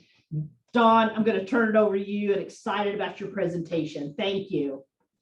Thank you so much, Cindy, and hello to everyone. I see some familiar names and faces out there. I was asked to bring you some things about specifically software that is affordable for nonprofits. And a lot of these kind of programs now actually have rates for us to grab up if you're a nonprofit. And so I hope you'll take advantage of some of these. If you've been nervous about trying one, I'm going to walk into a few of them and give you some ideas how you might get started. So we'll just bring this up here. And I want to talk about specific pain points for us. First of all, we need to manage tasks. We need to create graphics. We've got to have some content out on our social. Who is overwhelmed by email? I'm going to guess that's most of us. Too much. And then I've got some ideas also. You may have seen some of these programs, but others maybe not. So this can be interactive. Please put your questions in the chat for me, and I'm going to open that up so that I can keep an eye on it. And you all let me know if you have something you want to talk about in a little more detail. Now, the first thing I'm going to discuss with tasks, and this reminds me, one more thing I have for you. I'm going to load it in the chat right now. So in the chat, I've got a handout and it's digital. So I'm going to bring it up right this second and put it in the chat. It's a PDF file. It's meant to be a digital handout. So it's got all my slides on it, which I know a lot of people like to get that. But it also has links to more information. So I hope you'll take advantage of that handout and try those things out and look a little deeper if they interest you. I'm curious, do any of you online use some of these products like Monday.com, Trello, or Asana? You can use your little reactions and put that up if you do, or chat with me. Candy's using Monday.com. A few of you using Monday.com. Great. We've got a Trello, a couple of Trellos out there. So these are all programs where you can basically manage your projects and manage individual tasks within them. A lot of them have a free or a nonprofit level to them. So those of you on the call using Monday, are you having to pay anything for that? How about your Trello users? Nobody on here said Asana. Okay. Yeah, you can use many of these programs, free.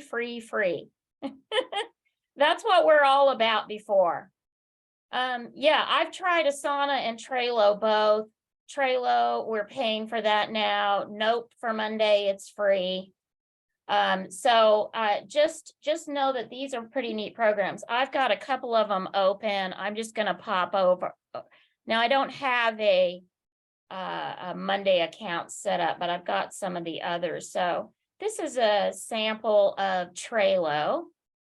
And basically you can create these boards. That's what these little areas are down here, boards. And I can click on these individual things. And what I can do is create basically these content areas of everything I want to keep track of. So if you are organizing, planning, doing a project, you have a team, these are things that you can share. And you can see at the top of this, I'll point out that I've shared this with a friend of mine. We're generating ideas on content that I could record videos or make articles. And so all the way across these boards, you can see I've got all these kind of boards, and I just can go into any one that I want. You also see that I did some like color coding, and I can also click on any of those individual tasks and jump in and add links and description and all kinds of checklist, whatever I need from that. So there are variations of different things. I remember getting into Podio, but I don't remember a ton about it. I assume that's Cindy asking me that question, maybe. We can pull up a Podio at the end and see and kind of compare. It doesn't matter which one you use. And this is what I tell when I teach one of my business courses. If whatever project management system you decide to use, you just have to stick with it. That can be a planner. It can be a handwritten thing, a notebook, or it could be one of these digital products if you're into trying these. Let's peek over and I'll show you also the Asana, and you'll see how similar it looks. Asana, very much like Trello, where I can create a board of things. And let's see here, I've got new course drafts, probably made a lot of these. This one is a little bit different. I can see there's kind of the topic statement, and then I've got some tasks or ideas. I use mine a lot for idea generation, since I'm just me, myself, and I. But for those of you with teams, these are great because you can click the share, get a link, and just send it to others. Any comments on these particular ones? I think Podio, if I recall it, is a little more like Slack or Teams. It has more some instant messaging to it and that kind of situation. Does that sound correct? Also, Monday.com has a ton of stuff with it. I do have Monday pulled up. And you've got a lot of variety in here, and certainly different things that you might try. You might have some paid options that you'd need to pay up for. But like we said, all of these things are coming with some lower level. Here's an individual. This is on Monday.com. You can have 2 seats, up to 2 seats for free. And at a basic rate, that's still pretty good. Okay, So just depending what you need, of course, there's upcharges as you add things. Now, you might also already have some products. Who on here is a Microsoft Office user?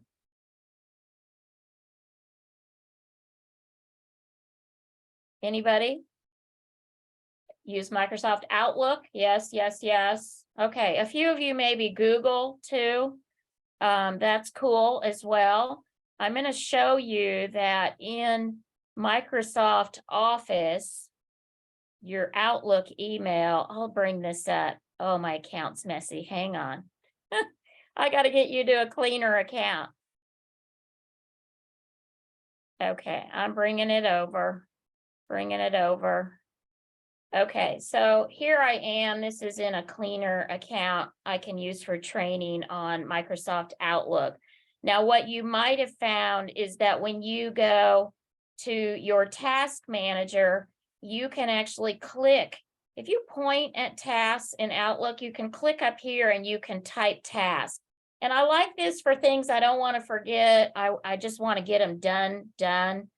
And when you actually move over to tasks in Outlook, you can create new tasks in here with all the bells and whistles. And this is just like adding those kind of things in your Asana or Trello or Monday, however you want to do it. And you can date them and add notes and things when it gets started and what's the priority and stuff like that. But I found that there are a few more products in your Outlook that you may not have noticed. By the way, I hope you know if you're an Outlook user that you can take any email that you have and you can follow it up and you can remind yourself that you need to follow up. So for instance, if I'm over here on an email account, and I want to follow up on something, what I can do is simply click on an email and I can use that flag to set a task reminder or follow up from here with a right click on it to add that task to my to-do thing. Even quicker, if you're Microsoft Outlook, watch this. If even quicker, you can take an email and drag it and drop it on the little picture of the task. It makes a task and embeds the email inside of it. It's awesome. So you don't have to copy paste over from the email. It puts the text of the email right into the task, and then you can set the date you want to be reminded of that particular thing. So really good if you want to do something like that. Now, there's a few of you that have the Microsoft 365 accounts. And for those of you, I'm signed into Outlook online. This is my 365 account. And here I can get in anywhere I can get the internet. I can log on to this 365 account. And what you'll find in there is Microsoft Planner and Microsoft To Do. I'm going to go to Planner. This is on a lot of the Microsoft 365 business setups. You might go there, maybe if you have a personal account, maybe you don't see Planner. I'm going to just jump into this one here, and you'll see this is similar. I've got a name very similar to what we just saw, like Trello. These are buckets, they call them buckets in here. And so I've got a bucket of things I want to take care of. And then within there, I'm going to be able to add, let's just look at one of these. I can assign it to someone. I can add labels.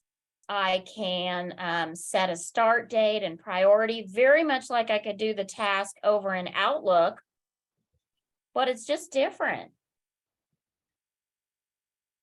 Okay, Cindy's sharing the 365. Now I knew 365, they're giving a lot of that away these days. Students can get it, teachers can get it, nonprofits can get it. So if you need help with any of that, then let us know, but we can definitely get you going with these, and you can log on anywhere you can get the internet, and you get that OneDrive cloud storage, a safe place to put your files that you can get anywhere you can get the internet. Okay, I'm looking here. So we've got a few of you are Google users. Let me open a Google so you can see that as well. So Google, let's just jump in. There's my mail. So Google now, they keep upgrading and changing things. So within Google, the Google system, you can get in here and you can go to, I'm looking for it. There's so many things these days. There's also a, oh, what do they call it in here? Keep. My brain had to see it. Keep. You can make notes and reminders, and you put your grocery list and your what you need to do list in here as well, if you're a Google person. Okay. All right. Any questions for me so far? Do any of you, did anybody check? Does anybody have Planner in your account? Or the to-do list? If you're into those, they connect nicely over also into your Microsoft Teams, and if anybody's a Teams user on here. Okay, yeah, so you get logged into that online, and then you can look, and sometimes you don't see all the apps. There's a little bit more apps sometimes to look at it. Okay, so there's a bunch of ways to manage tasks. Just find a system and keep it, even if that's a paper calendar or notebook. I'm still good with those. If you need to use that, that's okay with me. I don't digitally shame anyone. So some of you are going to start looking for pictures. Once you start working on all these tasks you have to do, a lot of it's going to involve graphics. And I pulled up a few of the very popular. I would love you all to share if you use other programs too. I pulled up Pixabay is a popular one. This is one where you can, oh, look at the kitty. All right. So kittens. There we go.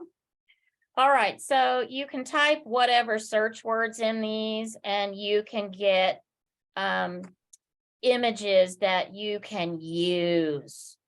These are Creative Commons license. You can use the images, so you can put them legally in your PowerPoint and in the things that you create. So definitely take a look at those. There's a couple other websites. Let's see. Pexels is another one. And you could share with us if you have ideas. Let's do business.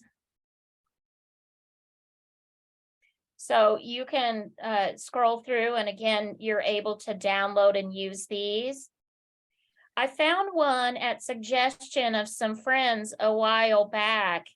And it was one I wasn't familiar with yet. It was called, Nappy is the name of it. Here they are. If you need more diversity in your photos, and a lot of us do want to find more diversity in photos, so you can use this website as well. And I listed all these on my digital handout. Let's see what's coming in on the chat. What else do we like? Of course, Canva. I'm getting there. And Canva. we pay monthly for iStock, and it's really nice because now we have a huge pile up of credits. And Nice. this is Empowered Senior, by the way. Okay, And great. we also use Shutterstock, but we just buy a few credits at a time. Because sometimes you can find a great image there that's not available on iStock. Yeah, I agree. You, and shop around. I mean, if you're doing something and you're seeing all the same images, I even recognize some images sometimes on other people's social content. I'm like, oh, they didn't look very far for that, right? So if Sometimes you everybody uses the same pictures. go and Yeah. find different things, I think that's really, just really make it not, and make some of your own. How Yeah. hard is it to take some photos around your place and get something that's really unique to your environment? So don't be afraid to do that. Let's see, Aaron's talking about Canva and PictoChart. Oh yeah, it's been a while since I've looked at that one, but you could make really nice infographics, which are great for fundraising. You need those infographics. If you're not familiar with that term, an infographic would be something that's eye-catching, that has some charts and things with some stats about your, let me just real quick, infographics. Pull some images up for you if that's a new term for you. Here you go. Here are some infographic type things. So gives you an idea of what I'm talking about, and you can make really lovely ones in Canva. But PictoChart is another one. I've played with that and sat in on a seminar that I remember it now that you share it. So I'm writing it down. I want to go play. Now that you've refreshed my memory, PictoChart, I'm playing again. Okay, so those are some ideas to get our images. Any other ideas for images that you would like to share with us? I love the crowdsourcing here. Thank you, Catherine, for sharing yours. Okay, so we want free, free, free, if we can get them. We don't want to pay a monthly fee for these. As a software trainer, can you imagine how much I'm spending on different softwares? I do, a lot, my friends, a lot.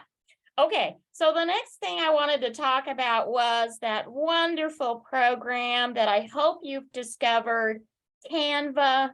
It is free to nonprofits. It is free to educators. Teachers use it. It is free to anyone at the basic level.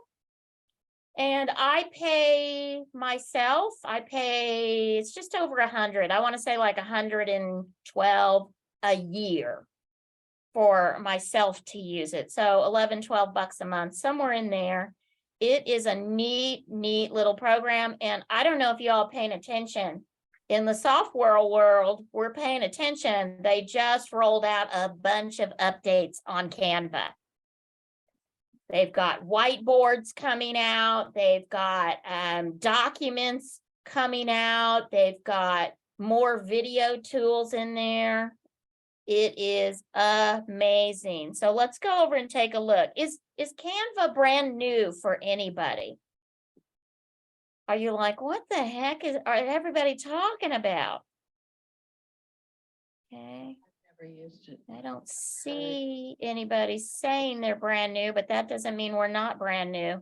Let me grab a window for it I here. had a business coach suggest that most of the time when we hire someone to create something for us, to create it in Canva, so we can go in and edit it and make changes. And so we have an virtual admin that's good at doing that. And then I have a graphic designer that's too fancy for Canva and she won't do it, but I have the other gal kind of translate it into Canva. Yeah. I love that you suggest that, because Canva is one where you can have a team. You can have people on your team. You can share content. When you get a copy of something that's been created, you can duplicate it and change it up for the next time. Yeah, it's awesome.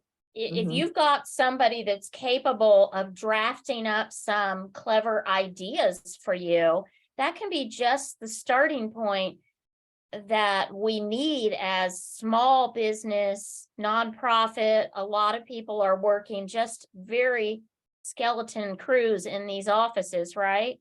Yeah. And then you have a history of all of your stuff. So we're 4 years into our Empowered Senior project, and I can go in and see everything that we've ever worked on pretty much. Right, So I love it's- that. And I love that you can make folders and things for your projects. Just a quick overview. There's a couple on here that are brand new. So when you come into Canva, first off, you can get to it from the internet, a tab on the internet window, canva.com. Just make a account with your email address the first time.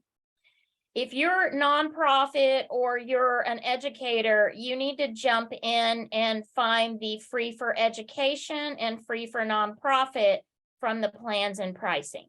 You can pop over into those and go free for nonprofit, and you fill out all the stuff. It's not too much. And then about 7 days later, give or take a week, you'll have a free account and you can invite the team. Okay. So it's not too stressful. I've only had one person tell me she didn't qualify, but she didn't know her number or something. And you got to put the things in. So, okay. Oh, I'll come back to that. I see that. I see it. When you first get into Canva, then you can start creating anything. And I love that it gives you all kinds of places to start. So if you know what you want to start with, you can type it in here. Let's do Facebook post plus fall. Okay, Halloween, pumpkin spice, whatever you need, right? So type in, you can use those Boolean search terms like the plus, like you'd use this for Google, right? Restaurant plus Italian. And then you find what you want and it will go out. It's going to suggest posts that are in the right shape because I put Facebook, so it knows the size I want, and it's giving me some great content to get started. Now you'll see some of these designs have a little crown on them and it'll pop up pro. That means you need to either have your nonprofit pro account, your educator pro account, or or you paid for the pro account like I do. And if you see that, that just means you have to pay up. And you can pay individually for pieces on here. I have forgotten to mention that occasionally, but if I find one I like, I just click on it and then I get that particular item ready to play with. And it's kind of like dealing with PowerPoint. Would any of you agree? It's like clicking the pieces. Oh, they also added a downloadable desktop version. So when I jump in, it always wants to open my desktop version now. So here it comes. Here is the desktop version. That means I could get the app online on the web anywhere I can sign in, but I also have, let's see, I got a proposal in there. Let me close that up. And I was here's the demo I was making. So it's like PowerPoint. You click on the piece and you can edit it. And some of these pieces get grouped together. And so I mean, seriously, if you have a little trouble with this, grab a kid that's about 10 and they'll take you to town in here. I'm not lying. The kids are so fast learning these things, the PowerPoint and the and Canva and stuff. But there's a lot of resources. Now, what Catherine was mentioning, there's a lot of people now that are doing design work in Canva and selling products where you can download their sets of products and then you can just tweak the designs. It's really been it's been an amazing thing to watch. Over COVID, I've seen a lot of growth there. But you don't have to pay for anything. You can get all this. Over on the left, this is where you can bring in and search for pieces that you might want to use. You can upload any images that you want to use, add more text. Once you get your higher level account, I would mention there's a logo area for your brand. And they've added recently a QR code builder. Thumbs up. I've got a video out on how to make free QR codes. So if you need that, I'll get that to you. But you can make them in here. Okie doke. So from here, a few things that have happened on Canva, maybe you don't know. I would be remiss if I didn't tell you. So one thing I love is that you can resize on Canva. So if you want to resize to a different kind of post, like an Instagram instead of a Facebook, or whatever you need, LinkedIn, I don't know what you're doing. So you can resize over here. You can pick a different size and it changes the shape. You can make a copy resized or just change that one so that it is different. Some of the other things I really like that they've added is that you can now go in and you can share directly to your social accounts. I am able to share and publish these things to a Facebook page. It looks like this. At the pro level or the nonprofit level, you can actually schedule. So I haven't scheduled a ton out. I'm going to do that when my husband travels very soon. I'm going to make a bunch of Canva and get it ready for the fall. But you can actually schedule all kinds of content directly from the graphic. So this makes it very, very fast. If I can think, okay, I want to have some kind of interactive post every Thursday, I'm going to make it in here and schedule for the whole month. I can do that easily in an afternoon and get it ready. And if you've got a virtual assistant working on those or somebody that's helping, a volunteer or something, then you could review them, clean them up, and then post them out when you're ready. Another thing that I have found in here is that I'm going to go to the Home tab. I can actually upload a PDF file now, and I can edit a PDF file inside a Canva. I started teaching this a while. I was working on a whole class on PDF problems. That's what I called it, solving PDF problems, because PDFs create us problems. And I at that time, I was messing around in here and I found out I could upload, and then each piece becomes like a picture. Like I've downloaded like from recipes.com, allrecipes.com. I got a recipe as a PDF and I was able to open it. You could click on the picture of all the little pieces. So don't forget that. If you just need to tweak a couple things on a lost original file, but you have the PDF, this will work. I see there's some things coming in the chat. Let's see. Yes, you can make the cool flyers and things in the themes of the holidays. Very, very nice in here. And then you can use it next year, tweak it up a little bit. Okay, Aaron's suggesting that you can get some freebies here. Aaron, you want to open mic and share that with us? That's a lot.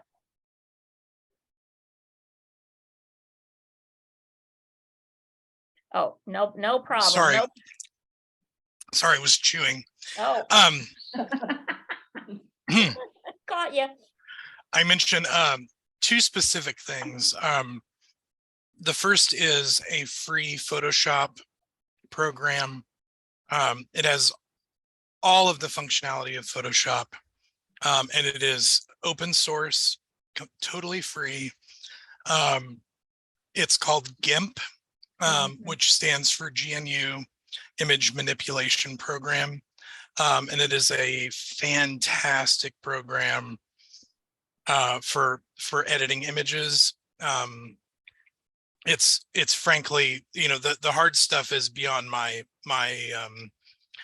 comprehension, but if you're used to working in that stuff, you can do pretty much everything you can do in Photoshop within that program without having to pay, $50 a month for Creative Cloud through Adobe. The other thing that I brought up, and we actually did this, you can do this if you're homeschooling as well, if you're an educator. But if you let them know that this is available both to staff at nonprofits and to a nonprofit specifically, if you're ordering for your nonprofit, you do get a little discount. I want to say it's less than 10% off of a new Mac if you order directly from Apple. But the big savings comes if you want one of these programs. There's a package of 4 or 5 programs that are literally thousands of dollars a piece. One of them is Final Cut Pro. If you're used to making movies, if you've ever done that, it's video editing, but it also has a whole lot of other stuff you can do with it. And then Logic Pro for sound editing. If you want to do a podcast, if you want to do sound mixing for a video that you shoot for YouTube, those things cost as much as a new computer, and you can get them for a flat $100 fee. That's wonderful. So they're fantastic. Yeah, so any links that you have like that, Aaron, that you'd be willing to share, get those to Cindy, and let's make sure we can share those with the audience as much as possible, because some great, there's a lot of great stuff out there that is set up and ready for you as nonprofits, as if you can go out and grab it, right? Absolutely. Yeah, Absolutely. thank you for sharing. I appreciate that. I've got a few more things to share with you. I don't know if anybody else has trouble getting the social media scheduled out like my great plans are to do it. So I have grandiose plans. I might sit down with the calendar and think about, oh, I'm going to get this done. This is going to happen Mondays and Wednesdays and whatever. And then life starts going on and I just don't get the things done. So I would recommend, there's a product called Buffer, and this is one that can also be used at a free level, where you can actually, you can put in up to 3 different social accounts. Because Facebook has their Meta Business Suite, and I can go in and I can schedule content there, and I can also schedule content from Canva directly. I'm using Buffer. I can load up to 3 accounts. I use it for my LinkedIn because LinkedIn doesn't let us schedule ahead. Frustrating. So if I want to be actively posting on LinkedIn, what I've done is I've set up 2 different accounts. One is my personal and one is my business page. And so I have got articles. As I find them, I'll put articles and things in, and I've queued up some videos from my YouTube channel, and I've got those ready to go. So I'm going to add another account in here shortly, but I can use up to 3 free accounts in Buffer. And they may even have beyond that a nonprofit level as well. Any of you use Buffer? It's handy for scheduling. If you just want to, you can look at it as a, let me see it as a calendar. And here you can see these are things I've actually, there they are. So I'm using Buffer. I'm posting on LinkedIn 3 times a week on the 2 different accounts. And so you can see I've got those queued up for a little while. Let's look at the month. And so this, I can just kind of make sure that I'm staying active in a place. And this would be great for you as well in your nonprofit world, because staying visible in front of people, that's one of the hard things to do, right? Is just keep top of mind. And that's so important for a nonprofit. The other product that I would recommend is for email. If you are trying to keep up with email, then I recommend MailChimp. MailChimp will let you use it for free up to 2,000 contacts, subscribers.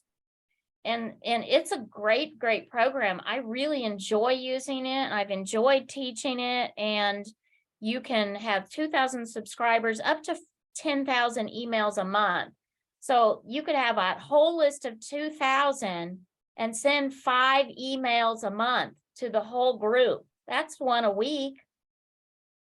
That's plenty. And so a lot of you can use that right away. It's a really cool program, and they, like the other programs, they've added so many features that you can, let's see, I've lost it. There it is. Too many windows open. Here it is. And so you can add in your audience. Now, I will say, you're not supposed to just add people and email everybody. You're supposed to get permission, particularly if you have international clients. The rules are stricter in Europe. What you do have to have in the US is a place that they can unsubscribe. By law, you can't just spam everybody. You have to have the unsubscribe. And when I create an email in my MailChimp account, then it allows me to, it has that unsubscribe piece built in. And so all I have to do is add in my audience, and you can build these very much like, they're kind of like mini web pages. It's got a very nice builder. Let's just take one that I just went out. Let's replicate one. And so some of you may have received an email like this, and you can basically, you edit the design in here, and it's like blocks, it's chunks. It's not too hard to work with. And so if you want to step up your game from just sending from your Gmail account or your Microsoft Outlook account, you can make a MailChimp or Constant Contact. It's very much like Constant Contact, and there's a lot of products on the market. Maybe it's built into a CRM that you use, but here basically you take in blocks like this, you drag them over, and then you begin to build it. It has a place you click on it, and then you work on it out on the right and build the email that you want. All the social things can be added in there, and the unsubscribe thing is built in automatically. It's a really nice program. Any questions, comments on Buffer or MailChimp?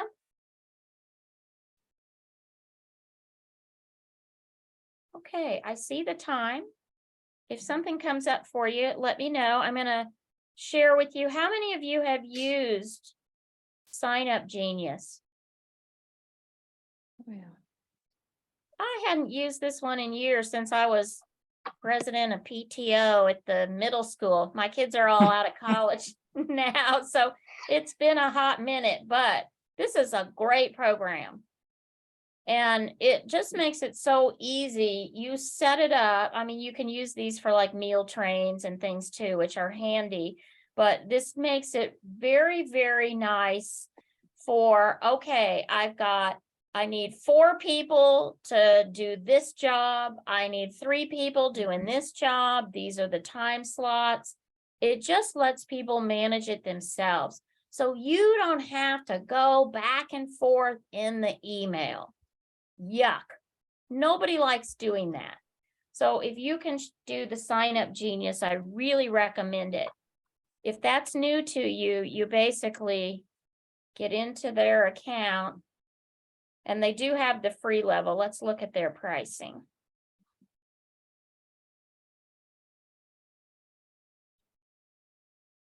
So they've got a free plan. So you'll limit out at some point, I guess, if you make too many signups, then you have to pay. Or I think if you add team members, you have to pay, those kind of things. But you can take a look at that if that's of interest to you. Sign Up Genius is fun product. The other product, and this is one that I was not familiar with, but Cindy said, definitely talk about this one, TechSoup. Oh, yeah. Who of you have used TechSoup, and would you share with us what you've done with TechSoup? We had a TechSoup account when I was the AG of a nonprofit, and we got all kinds of things, free software. They also, because we're called TechSoup, you also get some soup recipes along the way. But lots of Microsoft products that were free to our nonprofit because of that. Servers, server software and that kind of thing that was very expensive otherwise. So yeah, just I don't know that we ever bought any hardware, but anyway, great. Thank you. Anyone else care to share about what they've done with TechSoup? We use TechSoup for all of our software needs. And on every board I'm on, I'm like, we should all use TechSoup. We just most recently got our Zoom phone through TechSoup, and it's so inexpensive.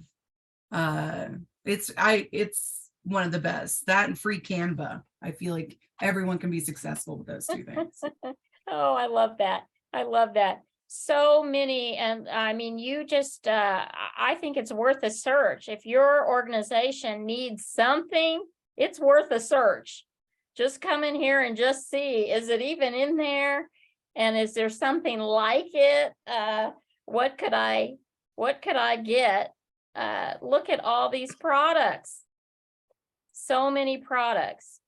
DocuSign, that's a handy one. Dropbox, Fiverr, that's the virtual help.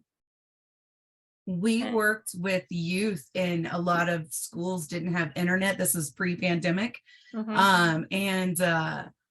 We got free hotspots for life from TechSoup. Wow. So internet, like we had probably, I think 16 of them, and we could take them to schools or wherever we were, and we just always had the internet. So it's definitely worth looking into. Yeah, I think it's a really neat program. So definitely check out TechSoup and see if they have things that you can take advantage of too. I love that Cindy's pulling together these different resources for you, and I'm glad to share where I can as well. Okay, checking the chat. So yes, you must be a member of TechSoup. Definitely. We've gotten Microsoft Word for very cheap. Products, do you mean like templates that you can use on Word? All our software, Zoom, etc. We got QuickBooks from it. Okay, a cheaper Zoom license. That's good to know. Your QuickBooks Online, that's awesome. Yeah. Cindy wants to know more about the Zoom phone. Oh, the Adobe products. Boy, that'll break the bank, won't it? So definitely look into those for anything that you need. So Bonnie's asking, what is really TechSoup? It's to me, it seems to be a where they've gathered up resources and money And companies have agreed to discounts for these nonprofit organizations. It's a whole host of different things that you can utilize at no or little charge to you. The way Cindy described some of the stuff that we do at the Kansas Nonprofit Chamber for nonprofits, TechSoup does that for software Yeah, for nonprofits. it's So collective purchasing power wonderful. for thousands and thousands and thousands of nonprofits means that they're able to offer these insane discounts. I put several places in the chat, the QuickBooks sale price, like that's all the time. Instead of, Microsoft, instead of buying cell phones for our staff, we bought lines through Microsoft Teams, which runs through their laptop. And that's a phone line with unlimited long distance, et cetera, for $8 a month. Yeah, it's amazing. It's incredible. amazing. So if there's a need that you recognize in your organization, definitely go out and explore some of these products. Okay, my friends, that's what I brought you today. And I love the sharing within the community. Thank you for those of you that shared a resource. And if you have a link to something that you want to put in the chat before you go, be sure and do that. If you have any other comments, questions, or anything that I can answer while I'm here? I didn't really talk about Google, but of course Google's out there. You can Google Docket, Google Sheets, Gmail, Calendar. They are starting to charge. They're starting to add more fees to the Google products, but I haven't seen a bill yet, so I keep going. Okay, well, wonderful, everybody. I hope you have a fantastic, I think this is about wrapping up the conference, isn't it? It is, Dawn, and we appreciate you sharing all your expertise with us. I know that there are so many resources for nonprofit organizations that are free or low cost. And of course, I'm always adamant that I get that information shared with them so they're not paying for things they don't have to pay for. I expressed in the chat box, I like free or, cheap even. We all like free, so keep it coming. Keep it coming. All right, my friends, well, have a great day. I'm going to sign off and stay in touch. If you want to get in touch with me, I'm hanging out around Wichita and love to see you. Thank you, Dawn. Let's give Dawn a hand. Thank you, Dawn. Thank you. Thank you. We'll see you all another day. All right, thank you. Our next session starts at 2:15, so you have a little bit of a break. And this will be our wrap-up session, 3 reasons why we don't think big and be bold. So I titled this Think Big, Be Bold a few years ago when we started this conference because I want to challenge nonprofit organizations to do just that, think bigger and be bolder. So we'll see you back at 2:15. Thank you.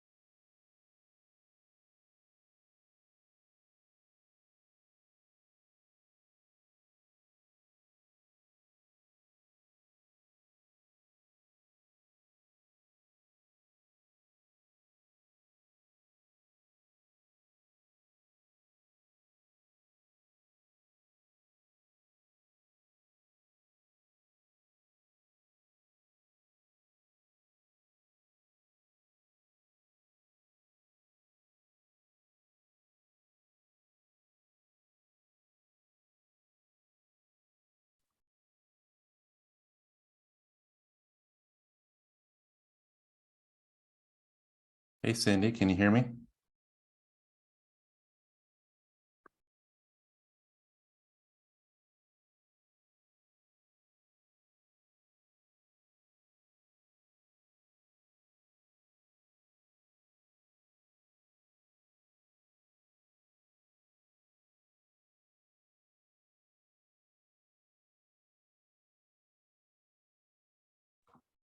Damon? Yes, ma'am. Okay, I can hear you. Do you want me to share your slides or are you going to share them? I think I can share them. Okay, I made you co-host. Zoom Phone is an enterprise cloud phone system. Sorry. Cindy, Yes, would you let us know, there's been some discussion here about the Foundry. yes. Is there space left at the Foundry for a specific office or? I have one, we just opened up one office here on the main floor. And then I've still got an office downstairs that I have one person at a desk in, and I have 3 additional desks in that office. You should go over and just check it out. You should come over and check it out, yeah. Okay, I'll be right back. Oh, I love those quilts in the background. That was Julia's idea. She put those in there. She did? Oh, they're Uh-huh. very cool. Is that in your building or is that over here? It's in our building. Okay, and then sharing my PowerPoint. I'm gonna mute myself real quick, guys. You're gonna meet yourself. Oh, mute. He said mute. mute. I thought he I'm gonna said he mute was gonna myself. meet himself, and I'm just like, okay. The mental health thing.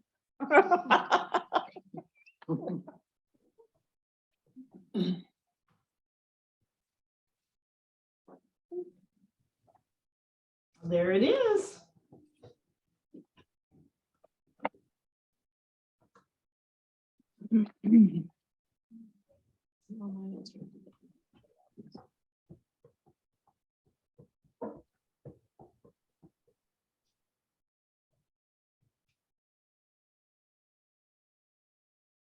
I love it. It looks good.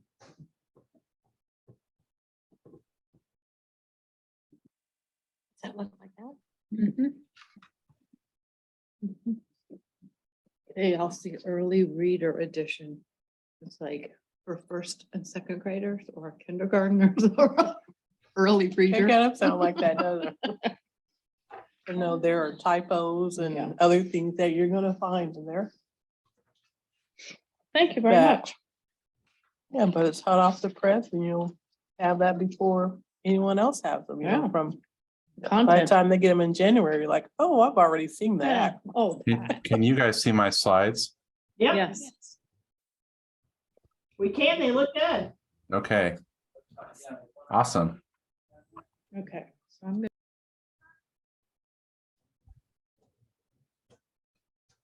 We got a couple of minutes.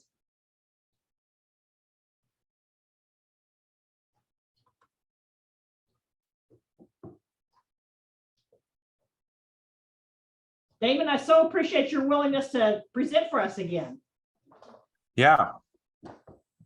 Yeah, it's my pleasure. Y'all are my people. We like being your people. You're our people too.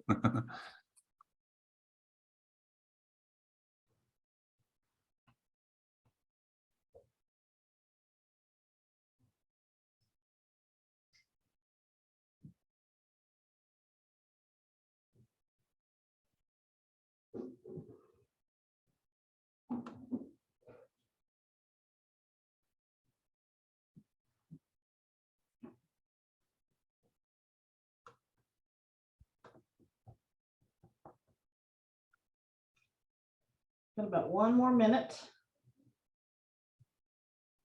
And while we're waiting for that minute, tell me the time that you want me to conclude, just so I can confirm. 3:30.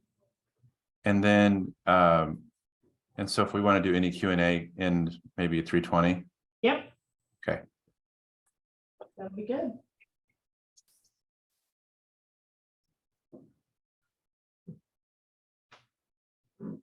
All right, everyone. Well, it's 2:15. Welcome back.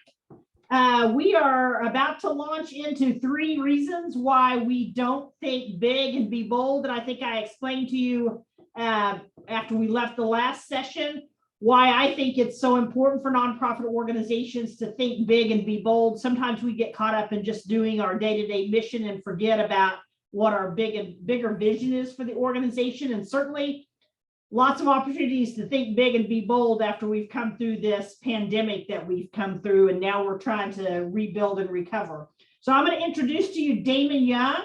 He is proud to serve as the Chief Business Officer at the Kansas Leadership Center, who are great partners for us. His primary duties include leading the operations, finance, and business development teams. Additionally, Damon collaborates with senior team members in key areas of strategy and mission. Leadership is the necessary means to the end of personal and community transformation for Damon, and he continually seeks to empower others to see themselves as instruments of change for the common good. An active member of the civic and business communities in Kansas, Damon is the 2022 chair of the Wichita Regional Chamber of Commerce. His degree is in organizational management and leadership from Friends University, where he serves on the President's Advisory Council. He also sits on the board of directors for Lead Wichita and is an active member of Downtown Rotary. And Damon, I'm going to turn it over to you. Thank you. Awesome. Well, Cindy, thank you for having me. And some of the folks I met in the other room over at KHF earlier, Connie and of course, Tyrena, my friend and colleague, appreciate you so much. And then Sarah and Connor and others who helped facilitate making this happen. I appreciate you. A quick check on some logistics. Are you guys able to see the camera and the slides? Or is it just the slides? We see both. Okay, perfect. All right, well, it really is an honor. We were kind of just chit-chatting before, and I just said, you all are my people, and I mean that. It really is an honor. And I'm just going to offer a few thoughts that I think hopefully can be resources that can propel you personally, and maybe perhaps even propel your organizations forward as you close out the year, as you imagine plans for next year. And I just hope these things can be a resource for you. You know, I don't know all of you, but I know many of you. And I know that those of you that don't know me, my name is Damon Young, and I'm the Chief Business Officer at KLC, like Cindy said, as well as I'm the board chair for the Wichita Chamber. I'm also a serial social entrepreneur. I've started a couple different nonprofits over the years. The one I'm probably proudest of is the Meeting House, which is a community coffee house in downtown Sedgwick, America, the big town of 1,700 people. And the Meeting House is something that we started with 2 other couples, and it's just, I'm not even on that board anymore, and it's just kicking you know what. And so it's super fun to see these things launch and start and all the impact that they can make. You know, I love the heart that each of you bring. I love the vision that you bring, and I certainly love the work ethic that each of you bring. I know that you're some of the most ambitious, dreaming, heart-oriented, and smart, and just hardworking people out there. And it's not lost on me, everything that the people represent on this call bring to the table each day, and the role that fills in, you know, we have our public institutions and we have our private companies, and then there's and then we have our faith communities, and then there's these gaps. There's these gaps that get filled with social entrepreneurs and with nonprofits, and I'm proud to be in your ranks. I also know that you try to think big and you try to be bold. I know I certainly do as well. And I know that enough of this work and enough of this world that I know that's really hard. Just management generally, as soon as you start flowing through other people, it's hard. Growth challenges, scaling challenges. So I'm going to try to offer you 3 ideas that I know at least prevent me from thinking big and being bold. Maybe you feel yourself implicated in this, maybe you don't, but I know that these 3 things certainly impact me and they get in my way. And I'm going to try to offer some mindsets that I think can be helpful in making progress, and I hopefully a few skills and tools also that you can carry forward. So when you get stuck, you can get unstuck. Because I think that's what we're all about here at the KLC is not just mindsets, but also skill sets, tools, and strategies that can help you. So I want to do that through offering kind of 3 simple ideas that I think are barriers or reasons why that prevent us from thinking big and being bold. The first one is simply that we're not actually focused on the toughest challenges, which I'm looking forward to talking about. The second is that we don't get on the balcony enough. And we'll talk more about what that means to be on the balcony. And then third, I think we mistake setting a good pace for being in a race. And I want to talk more about that we mistake this idea of sustainable pace with that we're in some sort of race against who, I'm not exactly sure, but I know we get worn out because we get going so hard. So I'm looking forward to unpacking these 3 ideas. A quick note, several of these ideas are brought from our upcoming book, which you can actually pre-order. I put it in the chat that you can pre-order this. It doesn't come out till January 31st. And certainly you'll be hearing more about that. But I wanted you to know that on the PowerPoint, that when everyone leads tagline, that's some of these ideas are coming from this book. Some of you that are familiar with KLC know our other work. And a lot of that is focused on the competencies, which are the 4 competencies that we talk about. What I'm going to talk about today are components of the principles. So I think about it in delineation of the principles are more of the mindset that you need to be in so that you can go use the skills, so that you can go do the tools. So I hope to present a little bit of both to our friends, to each of you today along those lines. So love it if you would go pre-order the book and we can and you can have some of these resources to explore on your own. Also at the end of the PowerPoint, because I often forget this, is my Twitter handle and also my email. And so if there's any idea from this time that's inspiring, shoot it out there into the world, tag the Nonprofit Chamber, tag KLC, and let's get that going. And then if I can be helpful, you don't have to buy a book to get help from me. I promise you that. So you can email me and I'd love to help you make progress if you're stuck. Okay, with that in mind, let's dive in. So let me pull up here. Sorry. I'm teaching in a room that, there we go. Okay, so let's hop into the first one. I find myself working on all kinds of things throughout the course of a day. I don't know about you, but you know, donor care and customer relations and stakeholder engagement and money management and financial management and organizational management, continuing education, retention, conflict, I forgot about that one, strategy. Like there's all of these things that we find ourselves working on. And then at the end of the day, I go home and I'm tired because I worked on all these things. Can anyone relate to that? Just working on all sorts of different things. But the question I have for myself often is like, was I working on the right things? And that's a hard question. When I ask myself that question, like, okay, did I make a difference today? Like, sure, missionally, overall, do I think I'm making a difference? Absolutely. I tell myself a story that I absolutely am. But when I measure it not in terms of quarters or years or decades, in terms of days, many days, I go home and I wonder, did I make progress today? Was I working on the right things? And I know that's true for me. I wonder if that's true for you. And my thought is, my theory is that oftentimes we're not. And we're starting to think about, at KLC, we're starting to think about defining that as leadership is actually about our toughest challenges. You know, there's lots of things that we have to do to get clearer about our work, but we like to think that you should put the challenge, the toughest challenge, in the center of the work. Put that in the center of the room, not your strategic plan, not your vision, not your work ethic, not your conflict, not your money management. You should put your toughest challenges at the center of the work.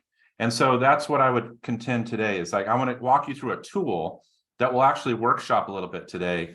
That is a tool that if you've been through KLC, you're familiar with. If you haven't, it'll be new to you. But either way, I'm sure it'll help us all make progress today to get clearer about what our toughest challenge really is.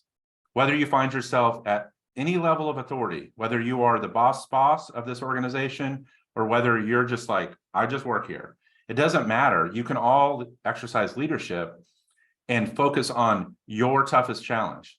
What is the challenge that you uniquely can solve, that requires your unique skill set, that you can bring your best self to? Because if you can do this, here's what it enables you to do. It enables you to say no to things that aren't your toughest work. And this, we're all nice people. People pile of work on us. And we go like, is that my work? Because we're nice. So we go, yeah, sure, I'll try. But if it's not within your unique skill set, then you're not helping yourself. And I don't think you're helping your organization and ultimately the stakeholders. And we all fall into it. And I'm convinced it's because we're just doggone nice. We're just really nice people, and we don't want to tick each other off. And we want to be a team player. But this type of specialization in identifying your toughest challenge and bringing your unique skill set to bear is absolutely necessary. And I think it's the number one reason why we don't really think big and be bold, is we are caught in the whirlwind and we're doing unspecialized work that honestly many other people could do. And it's not the unique work that's required of us. So beyond this being important because it helps you get clear about your work, or me get clear about my work, it's also really important because it allows us to invite other people into the work. If I'm not clear about my work and I feel overwhelmed, and then I go to Cindy and ask for help, and she says, great, how can I help? And I'm not clear, well, then I'm wasting Cindy's time. So I need to be clear on what the toughest challenge is and get clear on how someone can engage on my team, or as a vendor, or as another stakeholder or volunteer or board member. So that's why this is so important, to get clear on your toughest challenge. It's because you can get clear yourself, but also you can invite other people into the work to make an impact. So let's unpack this a little bit. And I would invite you, wherever you're sitting, to get a blank piece of paper and to work this with me. We're going to work this out a little bit. So what we believe at Kansas Leadership Center is obviously that leadership is an activity, but the aspiration to identify your toughest challenge or the right work starts with your concerns. And so when you think about the future of your organization, and this is what I'd love for you to, we're actually going to take a minute and go through this. When you think about the future of fill in the blank, so do that now. When you think about the future of whatever organization you're with, or your department, or whatever it is, when you think about the future, what concerns you the very most? So I'm actually going to give you about 30 seconds here to just write down a few things. When you think about, and I'd encourage you, write this kind of on the left side of the page. When you think about the future of your organization or your department, what concerns you the very most? Right, I'm going to give you just a second here and write a couple things down.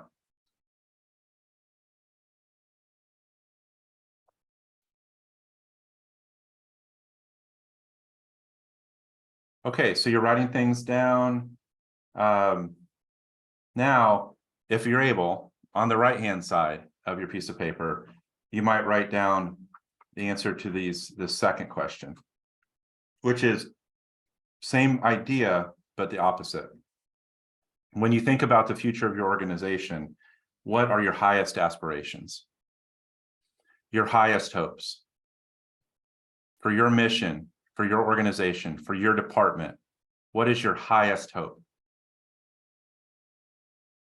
Not something, this is my joke with this is like, I love my mom. Anyone who knows me well knows that about me. Something that's so ambitious that even your mom doesn't think you can do it. And my mom thinks I can do almost anything. And there's some times where I'll be like, I'll throw out a goal and she'll be like, I don't know. And then I'm like, I'm probably onto something. Like, that is the type of thing that we're talking about our highest ambition, something that we really, a high lofty goal for our department, for our organization, change the world type stuff. Take 30 seconds and write down a few things.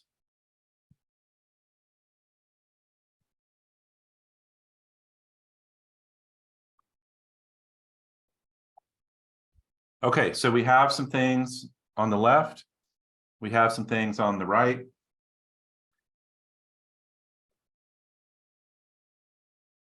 Just finishing up. What are your aspirations? Just doodle a couple words, a couple sentences.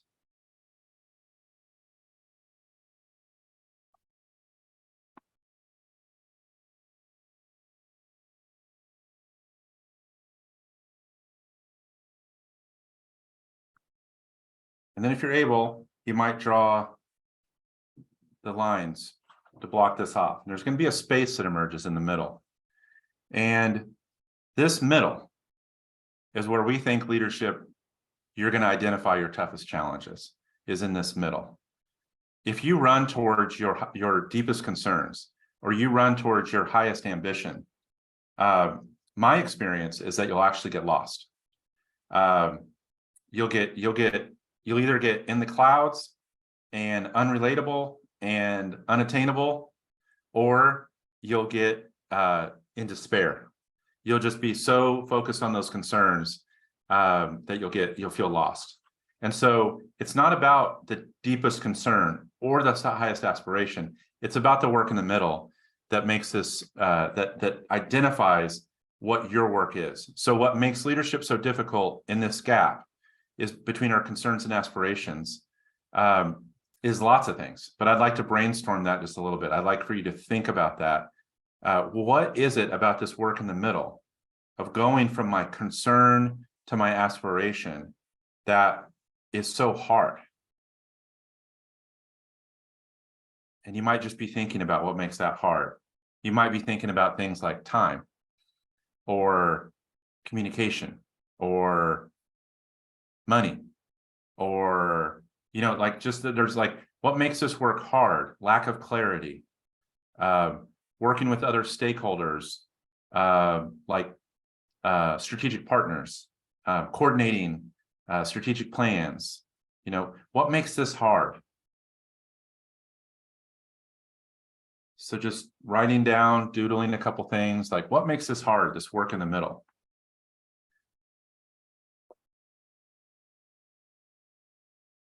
So we call this middle the gap. And we think that the gap is actually where your toughest challenges emerge. And the toughest challenges, we can go one layer deeper though, to actually figure out what we can do about it. Because we may possess the skill to work on this challenge, and we may not. The solution to this thing may be a technical thing, or it might be what we call an adaptive thing. So as the challenge emerges that makes this hard, communication, resources, strategic alignment, coordination, these things start workers, people to be in the game with us, like whatever the things are, retention, these things that are in the middle, we think that they start to get clearer when you go one level deeper and you break down not just the list, but you start to separate that list into what is adaptive. Because we think the most important work you can be focused on is the adaptive work. It doesn't mean the technical work's not important. I'll just show you what I mean here in a second. The technical work is very important. It's just that there's people who are experts in it. And so this is a chart that you can work through to start to understand, okay, this list of things in the middle, in the gap, let's just use retention, for example. Is the problem clear? You can go down this list on the left-hand side. Is the problem clear? Is the solution clear? Whose work is it? Is there an expert we can call? The retention wizard? Hey, retention wizard, 1-800-retention wizard. Will you come into my organization, help me retain all my people? Anyone tried that? To hire a consultant to come in to help you retain your people? I found that does not work because you've already lost trust at that point. And it's all about trust. Retention is about trust. Is trust technical or adaptive? It's adaptive. There is no expert for trust. So is it clear, the problem? Is the solution clear? Whose work is it? The type of work, is it efficient work? Is it something that you roll out a project plan and you say, here's the beginning, here's the middle, and here's the end? Like an IT conversion, for example. You would hire an expert. There would be a beginning, middle, and end. You would expect, when they said, we'll be done by December 31st, you would expect that they'll be done by December 31st. And if they're not, you're going to hold their feet to the fire to make sure they are, or withhold that final payment, or whatever your conditions are. So our timeline and expectation is as soon as possible. We truly expect that it's going to fix the problem. And if it doesn't, we think of some sort of like warranty implication, like you're going to fix this. But 1-800 retention wizard, how do you hold them to the fire? You know, so that's not the right thing. There is not a technical fix for retention necessarily. There are technical components like improvement plans and organizational goals and continuing education and performance incentives, right? There's technical components, but the overall plan is much deeper than that. Therefore, your attitude, though, when you're in the technical lane is one of confidence and skill. You're thinking, we got this. We got the right team, working the right problem, and we're going to get it done. That's technical work. It's really important. It generally involves people in authority, calling in experts or assigning work to experts on the team to accomplish things. It's massively important. So you might think about that list in the middle in the gap. What are the technical components of that work? And are there experts that I can go find, that I don't have to reinvent the wheel? I think that's one of the great things about the nonprofit chamber is the alignment of resources of like, oh, I don't have to start from scratch. Many experts have worked on this before. I can start where they left off. There are templates that like, yes, many of the challenges you wrote down in the middle, other people, you're not the first person to face this challenge. Good news. Bad news, they didn't solve it. But they did have tools and resources that can probably help you. And that's technical.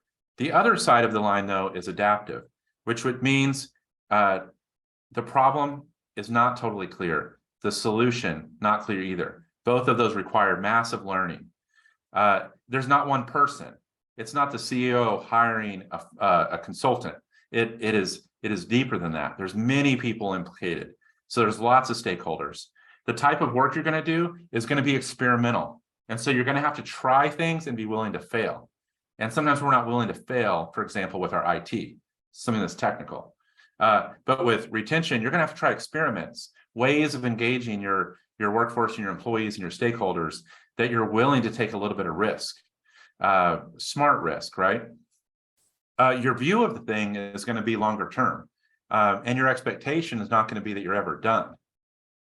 Anyone running organizations knows you're never done. Using the example of retention, you're never done working on retention. You're always going to be working on retention. And so therefore, you're hoping to make progress. So what would you do? Well, maybe some people might say you should measure it. Great. A technical tool to help you might be to measure retention. And there are certainly people that can help you on how to measure that. And then you can monitor that, what you measure over time. That's certainly part of it. But then you're going to try experiments. They're going to try to move that number. So if the number went up and down in a certain year, you might go, what did we do that year? What did we try that made us retain more people that year? And sometimes it's external factors, right? And we all learned that. Sometimes it's like, oh, that was an anomaly. There's nothing we could have done. But that we talk about interpretations, conflictual and non-conflictual interpretations, that would definitely be a non-conflictual or benign interpretation. It's like, well, it's just market conditions, inflation, wage pressure. Like maybe that's true, but also maybe there's something that a part of the mess that you had. So when you think about these two types of work, so think about how far we've covered so far. You have your concerns, you have your aspirations, you have the space in the middle called the gap. Now you've broken it down further. What are the technical parts? What are the adaptive parts? Hopefully this is getting clear on where am I going to engage? What part of this challenge is my work? Because if you're identifying parts of that feel like out of your pay grade or not your area, then you need to move those to the side. Maybe they require a critical conversation, right? Maybe it requires, I love the saying like clear is kind. Like maybe you need to be really kind and be really clear.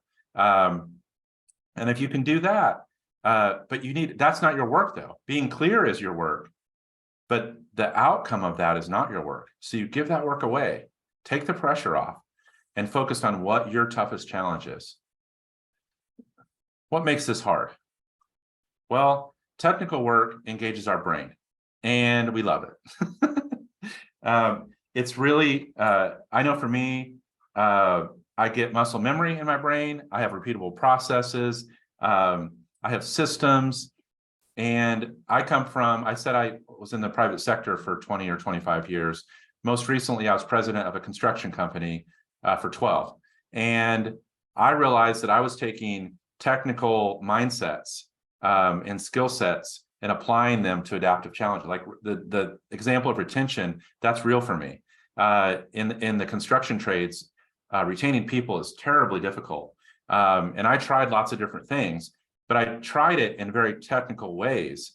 And I was engaging my brain. I told myself a story that like, if I do A plus B, it'll equal C. Well, unfortunately, that didn't work. It rarely worked. And as I started to learn more about adaptive work, I realized, oh, this adaptive work is engaging this other part. It's engaging my heart. It's engaging my values and my loyalties and my losses. I'm not actually that upset that they left because we can't get the job done. My feelings are actually hurt. You guys ever felt that way? You're like, it's like, yes, I'm mad because we had a job to do, but also I think I'm actually hurt. I think I might actually be offended. I think I might actually be sad. I think I might actually be mourning something. We talk a lot about the stages of a team: forming, storming, norming, and performing. The fifth one around mourning. If you've ever been on a really high performing team and then one key person on the team leaves, it doesn't mean anybody did anything wrong, but it's kind of sad for a minute. You go, I remember when we were just clicking and things were going so well. And how do you reform and then go to work again? It's going to involve your heart. It's going to involve this other set of skills. And I don't know about you, but when my head and my heart aren't aligned, I'm confused. I have a hard time. I get things backwards too. Oftentimes the things I care most about, my heart things, I apply a technical brain mindset to, and I make them worse. And the data actually bears this out, that when we are stuck on an adaptive challenge that requires both our head and our heart, and we're stuck, most of us will actually just keep trying a technical solution over and over and over and over. It's the point of sales problem. It's the software's problem. It's the manager's problem. Like we'll go to technical over and over and over instead of taking a step back and really diagnosing deeper what the real adaptive challenges of the work are. So my encouragement to you as we kind of wind off of this first point is get clear about your concerns and your aspirations. Get clear about the work in the middle, and then separate that work from the technical and the adaptive work. Focus on the adaptive work. The technical work, you give it away. Doesn't mean you're not responsible for it, but it's not your work every day. You're delegating that to a team member. You're assigning it to a colleague. You're hiring a vendor. You're getting resources from the nonprofit chamber or a resource center. Like you're giving that work away. And so I hope that's helpful. I hope that's a helpful tool. Like I said, if I can be helpful unpacking that more, let me know. I would love to help you with that. But the gap exercise is one that I found to be terribly helpful personally.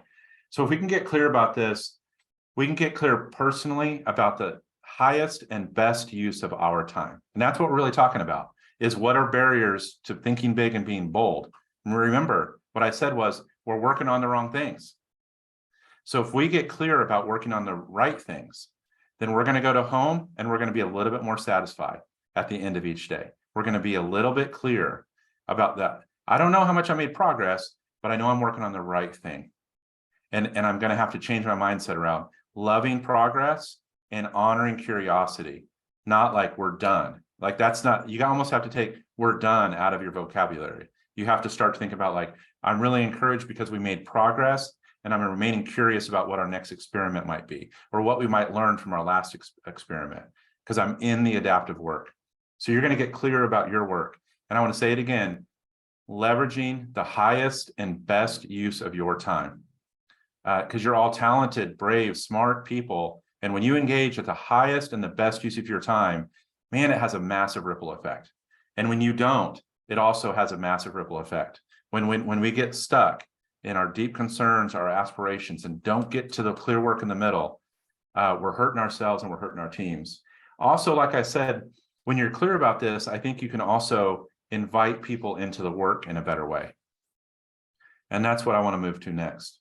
Inviting other people into the work is really, I don't know about you, but as I reflect on this conversation, even now in the moment, I think it's really hard.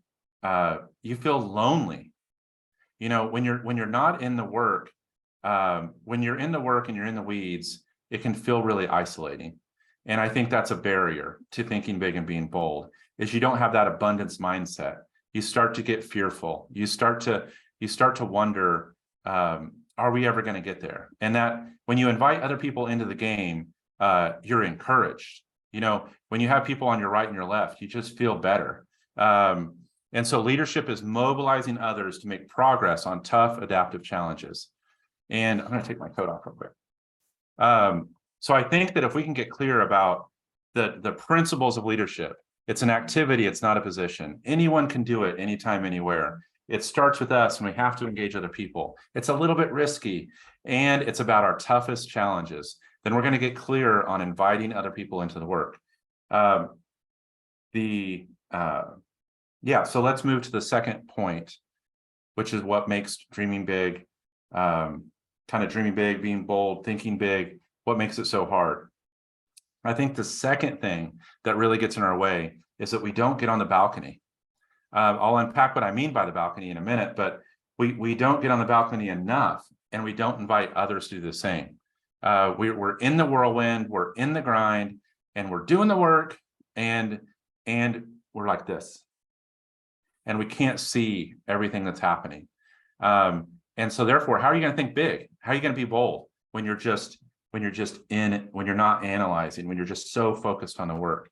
So getting on the balcony, we have a tool that I'd like to share with you called Balcony Dance Floor. And you can think about how this would apply to your situation. It might be an actual balcony. It might be an actual dance floor, but it's probably, this is an analogy. Okay, so work with me. So dance floor, we're in the work. In this case, we're having fun. Everything's going great. It's great energy. Everybody's having fun. There's camaraderie, there's progress, there's joy, right? We're in the dance floor. The work's going fine. Well, what happens when you zoom out? What happens when you zoom out to the balcony and you take a bigger view? Well, it turns out there's a lot more going on. And so if you look at that illustration, you can see that, well, some people are leaving. They're not having a good time at all. Or maybe they just got somewhere to be, but either way, they're out of the game. They're not in the room anymore. Put this in your context, in your situation. You can take a snapshot of your mission, of your organization, of your department, and you can say like, we're making progress, things are going well. But if you go out to the balcony for a second and people are leaving, why? Are you going to go talk to them? Are you going to ask them? Or maybe if we look closer, I see a guy on a table with his head down. Is he okay? Is, stress at work and mental health, is everything okay? I don't know, but probably somebody should go talk to him. I see a bunch of people on their phone. Isn't that the worst, right? Some of you guys are on your phone right now. I'm just kidding. I'm not kidding. Some of you are on your phone, but I'm kidding about giving you crap for it. I know it's a long conference and you have a lot to do. But zoom out, right? Zoom out. Look, there's people that are together. There's people that are very alone. There's people that are distracted. All kinds of things are happening. Now apply this to your situation. What's the bigger picture going on? You know, at KLC, one of the things we talk about is know the stories that others are telling. You know, you might be telling yourself a story when you're not on the balcony, that you're in your clique, you're in your circle and everything's fine. You zoom out, you're going to learn a lot of things. You're going to learn the good, bad, and the ugly about what's really happening. Where are we stuck? You know, we might think that our organization is really virtuous and doing a lot of good things. It'd probably be a good idea to talk to some people who aren't convinced, who are skeptical. I found that very helpful here at KLC. As I come from the private sector, KLC, there's a ton of people in the private sector who don't know about KLC. What is it you guys do there? What is that thing? And so hey, come in, I'll get you some coffee and we'll talk about it. And they go, well, is that good or bad? They didn't know about us. When I zoom out on the balcony with KLC, I'll use my challenge at the center of the table. I could tell myself a story right there that, well, they just didn't know about us because they were so busy running their organizations. And we focus on a lot of government and nonprofits, and we haven't really been focused on private industry that long. Like, maybe that's a pretty nice interpretation. Another one is that we don't provide value to them. That might be a more conflictual interpretation. Maybe we're not speaking their language. Maybe we need to alter the ways that we say things or the way that we deliver products or services, right? So like, what's your application of that? I can't answer that for you, but think about it. Are you on the dance floor, in the game, in the work with the blinders on, or are you zoomed out? And what I said earlier about you can't get lost in either one. The trick is, and no one can help you with this besides maybe your spouse or a counselor or a therapist, but it's the ratio. You have to go back and forth. You have to be able to go to the dance floor, experience it. Because if you live up here and you never experience, I don't know about anyone else, but I was a big introvert when I was growing up. And you wouldn't have caught me on a dance floor for nothing because I was scared, just straight up scared. I didn't want to be embarrassed. I was a wallflower. I didn't even start going to the dances till later. And if you live and it'd be easy in that environment, you're on the balcony, you're outside of it and you observe it, but you can't relate to it. You don't know what it's like. As I've gotten older, I'm still not a good dancer, but I'm not afraid to move a little bit. And I know what it's like to experience it. Right. And now think about that in your work. Do you know what it's like to experience it? Well, let's just use social work, for example. Like if you're supervising caseworkers and you're on the balcony a lot, thinking about the caseload and the bigger picture and retention of and recruitment, and you're up here and you're thinking about the bigger picture, but you haven't been around a case in a while, it's probably a good idea to go get on the dance floor. It's probably a good idea to get in the work a little bit and remember what it feels like. Remember the pressure that people are under. Remember the trauma and the anxiety and the helplessness and the ways that people can't even see the very next step. And they're stuck for that reason. So you need to find ways to get in there. And of course, there's protocols for that kind of work. So I'm not saying to like butt in, like there's protocols for how to do that, but you need to get in the work a little bit, get on the dance floor, but then you can't stay there. You got to go back and you got to get on the balcony where you can see a little bit clearer. You got to get above the work. And I don't know which one you're in right now. Maybe you're all balcony and no dance floor, or maybe you're all dance floor, no balcony. Only you can answer that. Let's take 30 seconds right now and just write yourself a little note. Are you too much on the dance floor? Are you too much on the balcony? Making observations from afar, making commentary and interpretations from afar, disconnected from the nitty-gritty. Is that you? Or are you so in the work that you can't even imagine getting a minute outside of it or above it to make some observations? In the private sector, we would say like working on your business or working, in your business. Like it's kind of like that, to give you another set of terminology. So just write yourself a little note. Am I dance floor or in my balcony? Where am I stuck? And the real action item here is just to experiment. Because you can't just go, I'm never going to the dance floor again, or I'm never going to the balcony again. You have to create a safe way. And friends, it might be this simple. It might be 30 minutes. It might be scheduling 30 minutes or an hour to go. Like, you could do that even now.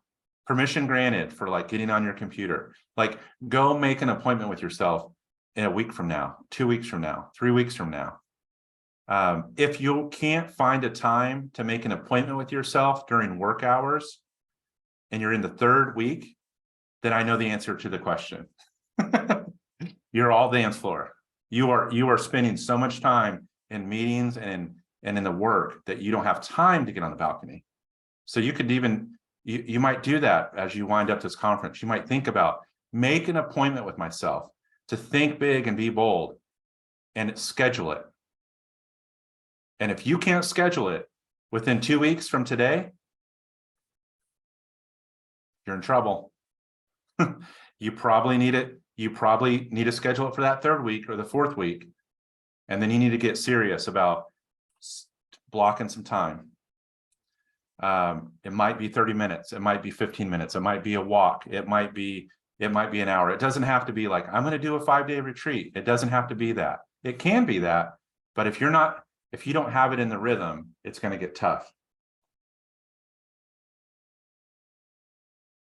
I think, friends, if we do this type of work, if we can get good at the balance, and to be clear, I struggle with this.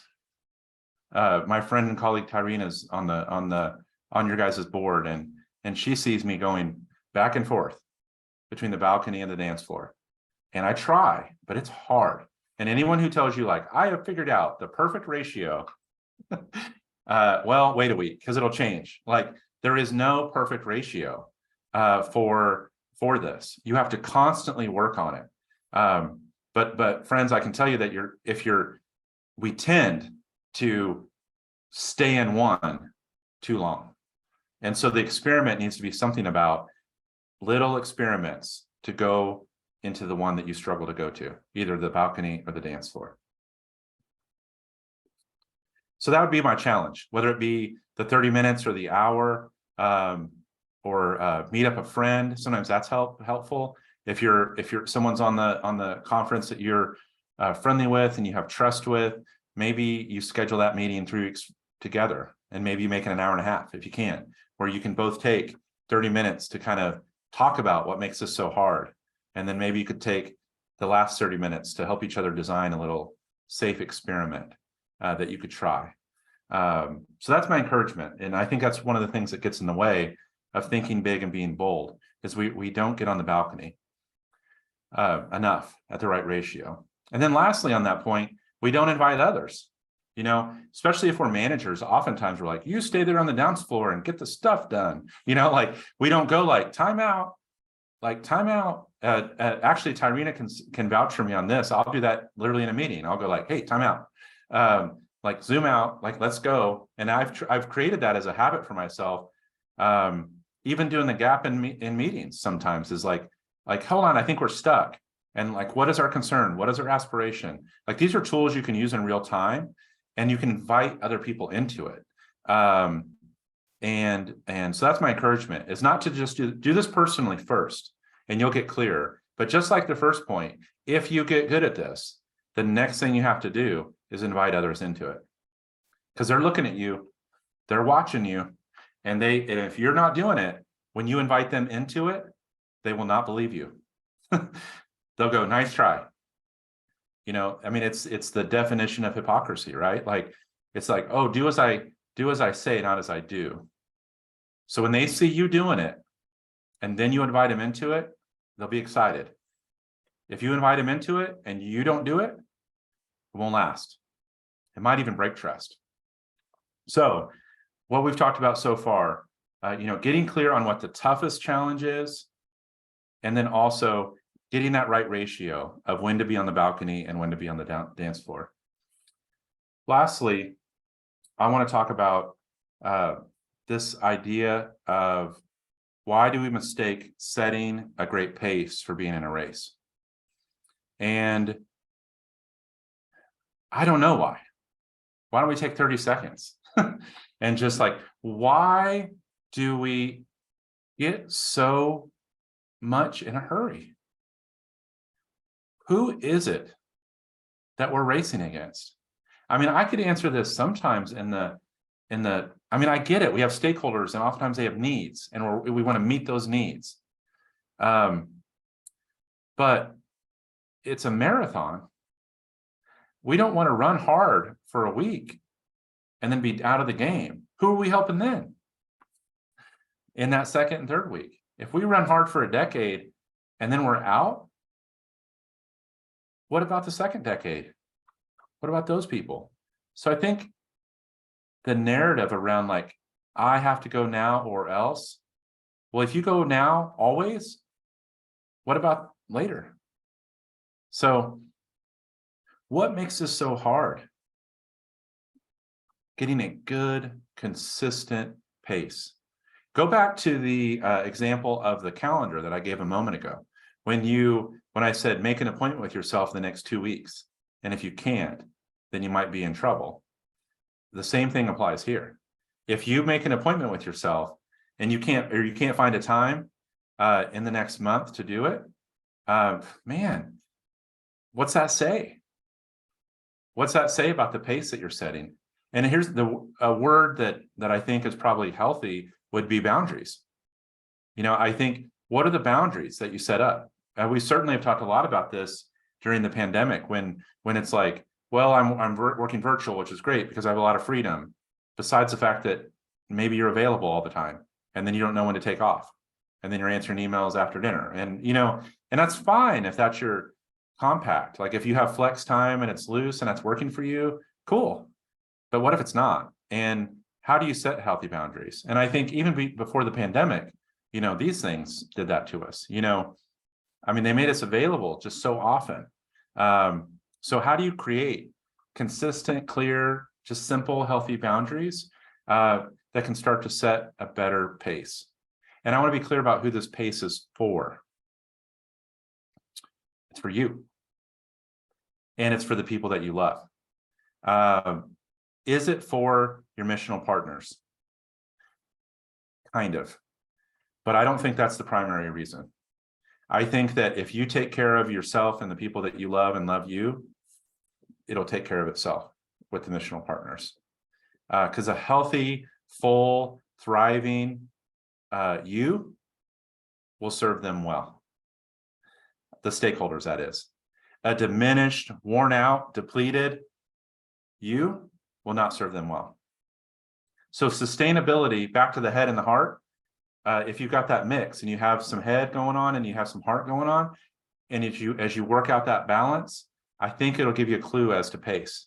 Let me give you a practical example of this in my own life. I've struggled with this for a long time in terms of, well, I tell myself the story, it's private sector, but I'm in nonprofit sector now and I find myself struggling with this still. So I'm just a hard worker, like a lot of you. Like I like to run hard. And I think it was 4 years ago, I was starting to get in a rhythm of setting some boundaries and some goals around like reading, for example, or different items. And so I had these 4 areas of my life. I made an annual plan. I was trying to set a pace. And then Christmas came along and I opened up, we were opening presents as a family. And my kids were telling me, thank you for the presents that they opened. Oh, Dad, thank you so much for this thing, for the AirPods or whatever it was, right? And I didn't know.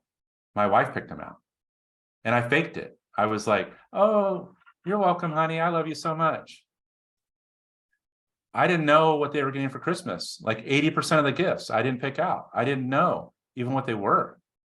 And my wife and I had a conversation about it. I was like, I really don't want to spend more than this on Christmas. She's like, that sounds right. What about this person? You forgot about them, right? We had that high level. This is a good example, actually, of balcony and dance floor. So I had the balcony conversation about Christmas, but then when I was in the experience of Christmas morning, being on the dance floor, feeling the good vibes, it was nothing. It was so sad personally. Like I was just really struggling because I was disconnected from what was happening around me. Why? Why was I that way? Well, I think the reason, and I tried an experiment the next year, was that I was so busy, I wouldn't let myself go to the doggone mall. like literally, I was like, I don't have time to shop because I'm in a race. I'm running hard and I do not have time to do a pit stop or go to the mall. And like, maybe I just don't like going to the mall. Like maybe that's a conflictual interpretation. But maybe I could go like online, or I could do something but I did not buy a single well, I bought 2 presents. I bought my wife's 2 presents. So those of you who are wondering, she has bought herself her own presents before.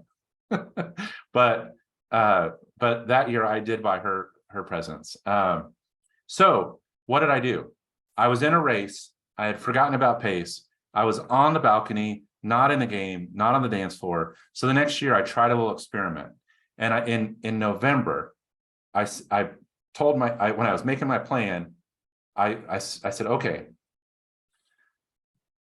in commercial sales, which is what I was in then, you really struggle to sell things in the month of November. People aren't to the end of their year, we're like, I have this money and I have to spend it. That happens in December. But Thanksgiving's going on, it's starting to get cooler. People just, they're like, are we going to have enough year-end budget? We don't know. And so they just shut down. From a commercial sales perspective, hardly anything happens in November. So what I did is I said, what if I set my goal and I tried to get all my sales done by November, and knowing that some will convert in December. And so I blocked time. I blocked like 2 2-hour blocks to go to the mall. This is how silly this is, friends. Like I had to block 2 2-hour time blocks in January for November. But I did it. It was a little simple, safe experiment. And I spent 4 miserable hours at the mall. But I picked out presents for my kids personally. And then when December rolled around, I watched them open them and I knew what they were. That felt a whole lot better in terms of pace. Did I run hard earlier in the year? Yep, I ran pretty hard. But I set a healthier pace so that I could participate and be engaged, be on the dance floor, and enjoy Christmas morning with my kids. It's hard. I have sympathy. This is hard. And I offer that example with a lot of empathy, that I know each of you are in unique situations where you're struggling with the same thing. But what's that have to do with this conference? Well, we're imagining what it means to think big and be bold. And when you don't know what your kids are getting for Christmas, there's like a part of your soul or your heart that is not fully engaged in the work. And you can't think big or be bold. It's just almost impossible. You're faking it at best. So my encouragement to each of us is to slow down just a little bit. Set some boundaries. Here's another word, just sustainable. Set a sustainable pace. There are rhythms, there are times, of course, where it's busier. That's cool.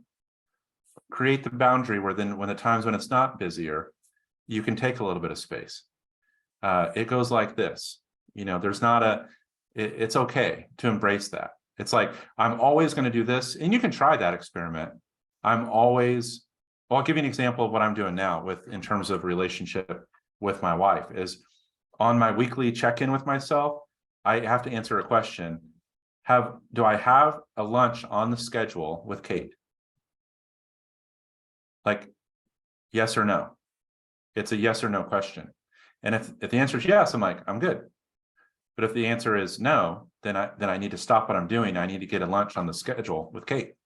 Because we have 5 kids. We're running hard. We're both working. If we don't take that time every 2 or 3 weeks to just sit down together, during work hours when the kids are doing stuff, it's hard. And we're both going to be in a race. Once again, I really don't know with who. I don't know who we're running against. I don't know how to tell if I won or lost. So I think that we mistake having a great pace for being in a race. I want to take just 30, 45 seconds, and I want to just pause. Maybe you think about writing a note to yourself in some way about, are you mistaking setting a pace for being in a race? Write yourself a little note.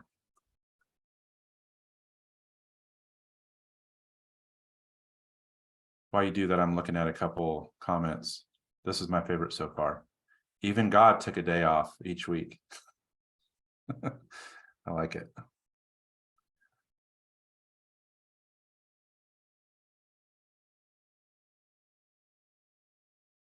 Okay, well, thank you for taking that moment and reflecting on that.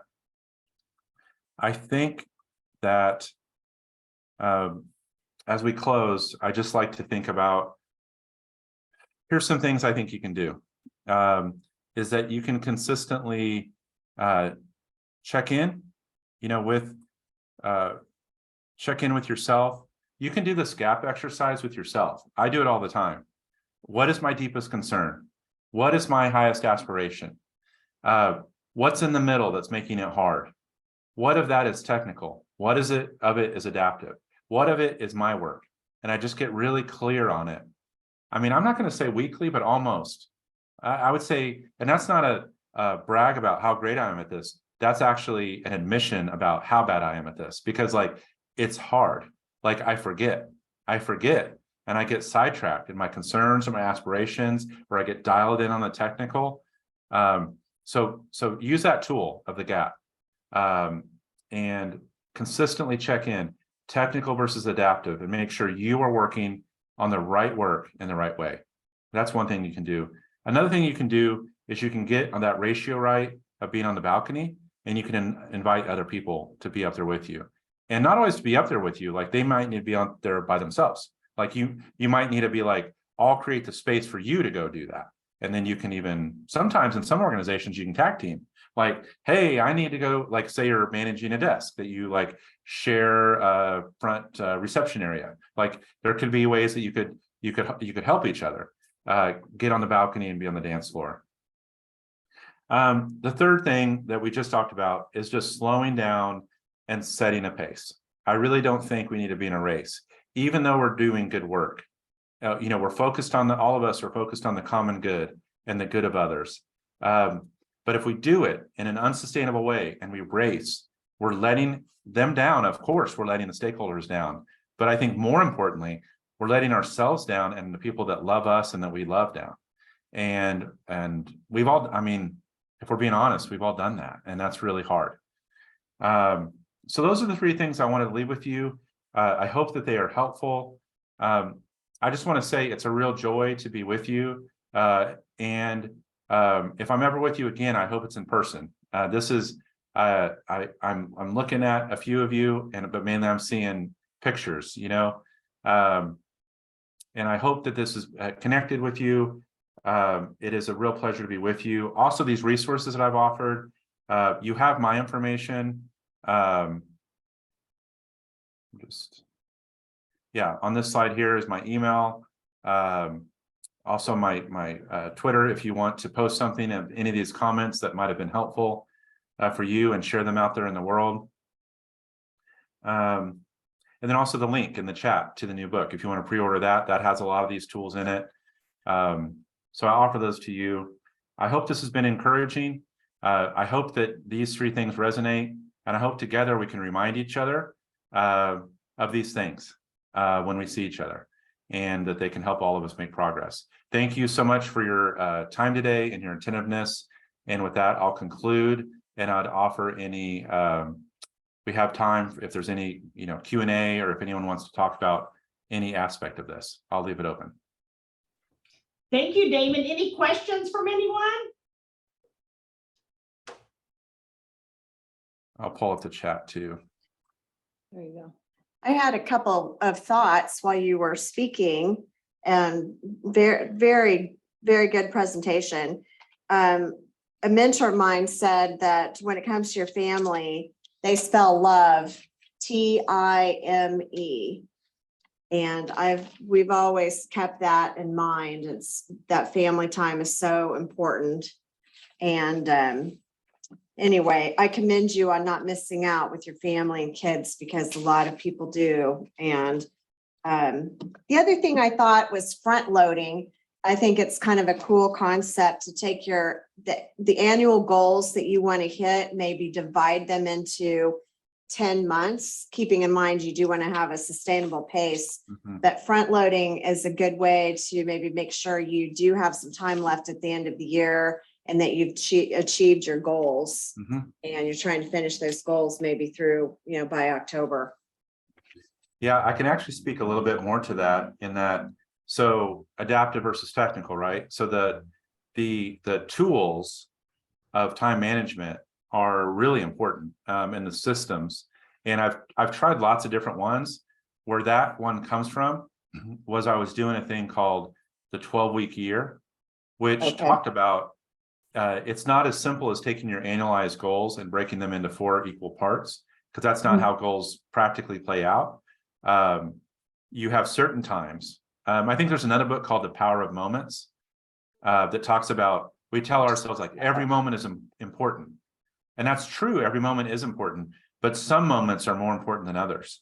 They just are. And so when you think about a year, you think about so they do a 12-week year. So you say, okay, I know my big goals. Okay, 12 months. What weeks are the most, what will I focus on in the first quarter, and then the second quarter? And then within that second quarter of those 12 weeks, which things am I going to focus on the most? Like I said, the thing about November, but that wasn't even actually true. That was part of a 12-week year for October, November, and December, where I was saying this quarter, I want to focus on my family. And I picked out a couple weeks where I'm scheduled the time. So this idea of it's not just about the technical skill of breaking goals down into parts. That's one part. But then there's another level of critical thinking, which is of those parts, which ones am I going to front load? Which ones can push? And but I'll go back to something. You can't do that type of planning if you don't take the time. I remember that year very clearly, how much time I spent on that plan. And I spent I say a fair amount of time. That's because I was still in a race mindset. I probably spent 8 hours working that plan, not all at once, but I probably spent an hour and then 2 hours, and I met with my wife and I talked about it. I spent significant time thinking about my annual time management, and that seems weird that to me, 8 hours feels like a really long time to spend on my time management for a whole year. But I'm guessing you all can resonate. We just don't take the time. We just roll in. Okay, so any other questions?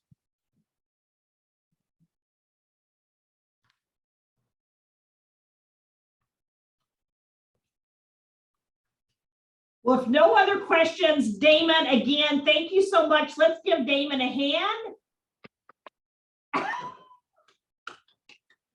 We really appreciate your presentation and certainly the challenge to think big and be bold in the work that we do. And to everybody else, I appreciate you participating in the conference. We'll be sending out slides and other information that we've gathered on different things. And so you can look for that email. Hopefully we get it out by Friday. We have a business expo tomorrow with the Wichita Regional Chamber. But we appreciate you attending and we look forward to seeing you sometime in the near future. Thank you. Bye, Damon. It's really cool that you came by earlier today too. Yeah. Thank you, Connie. Thank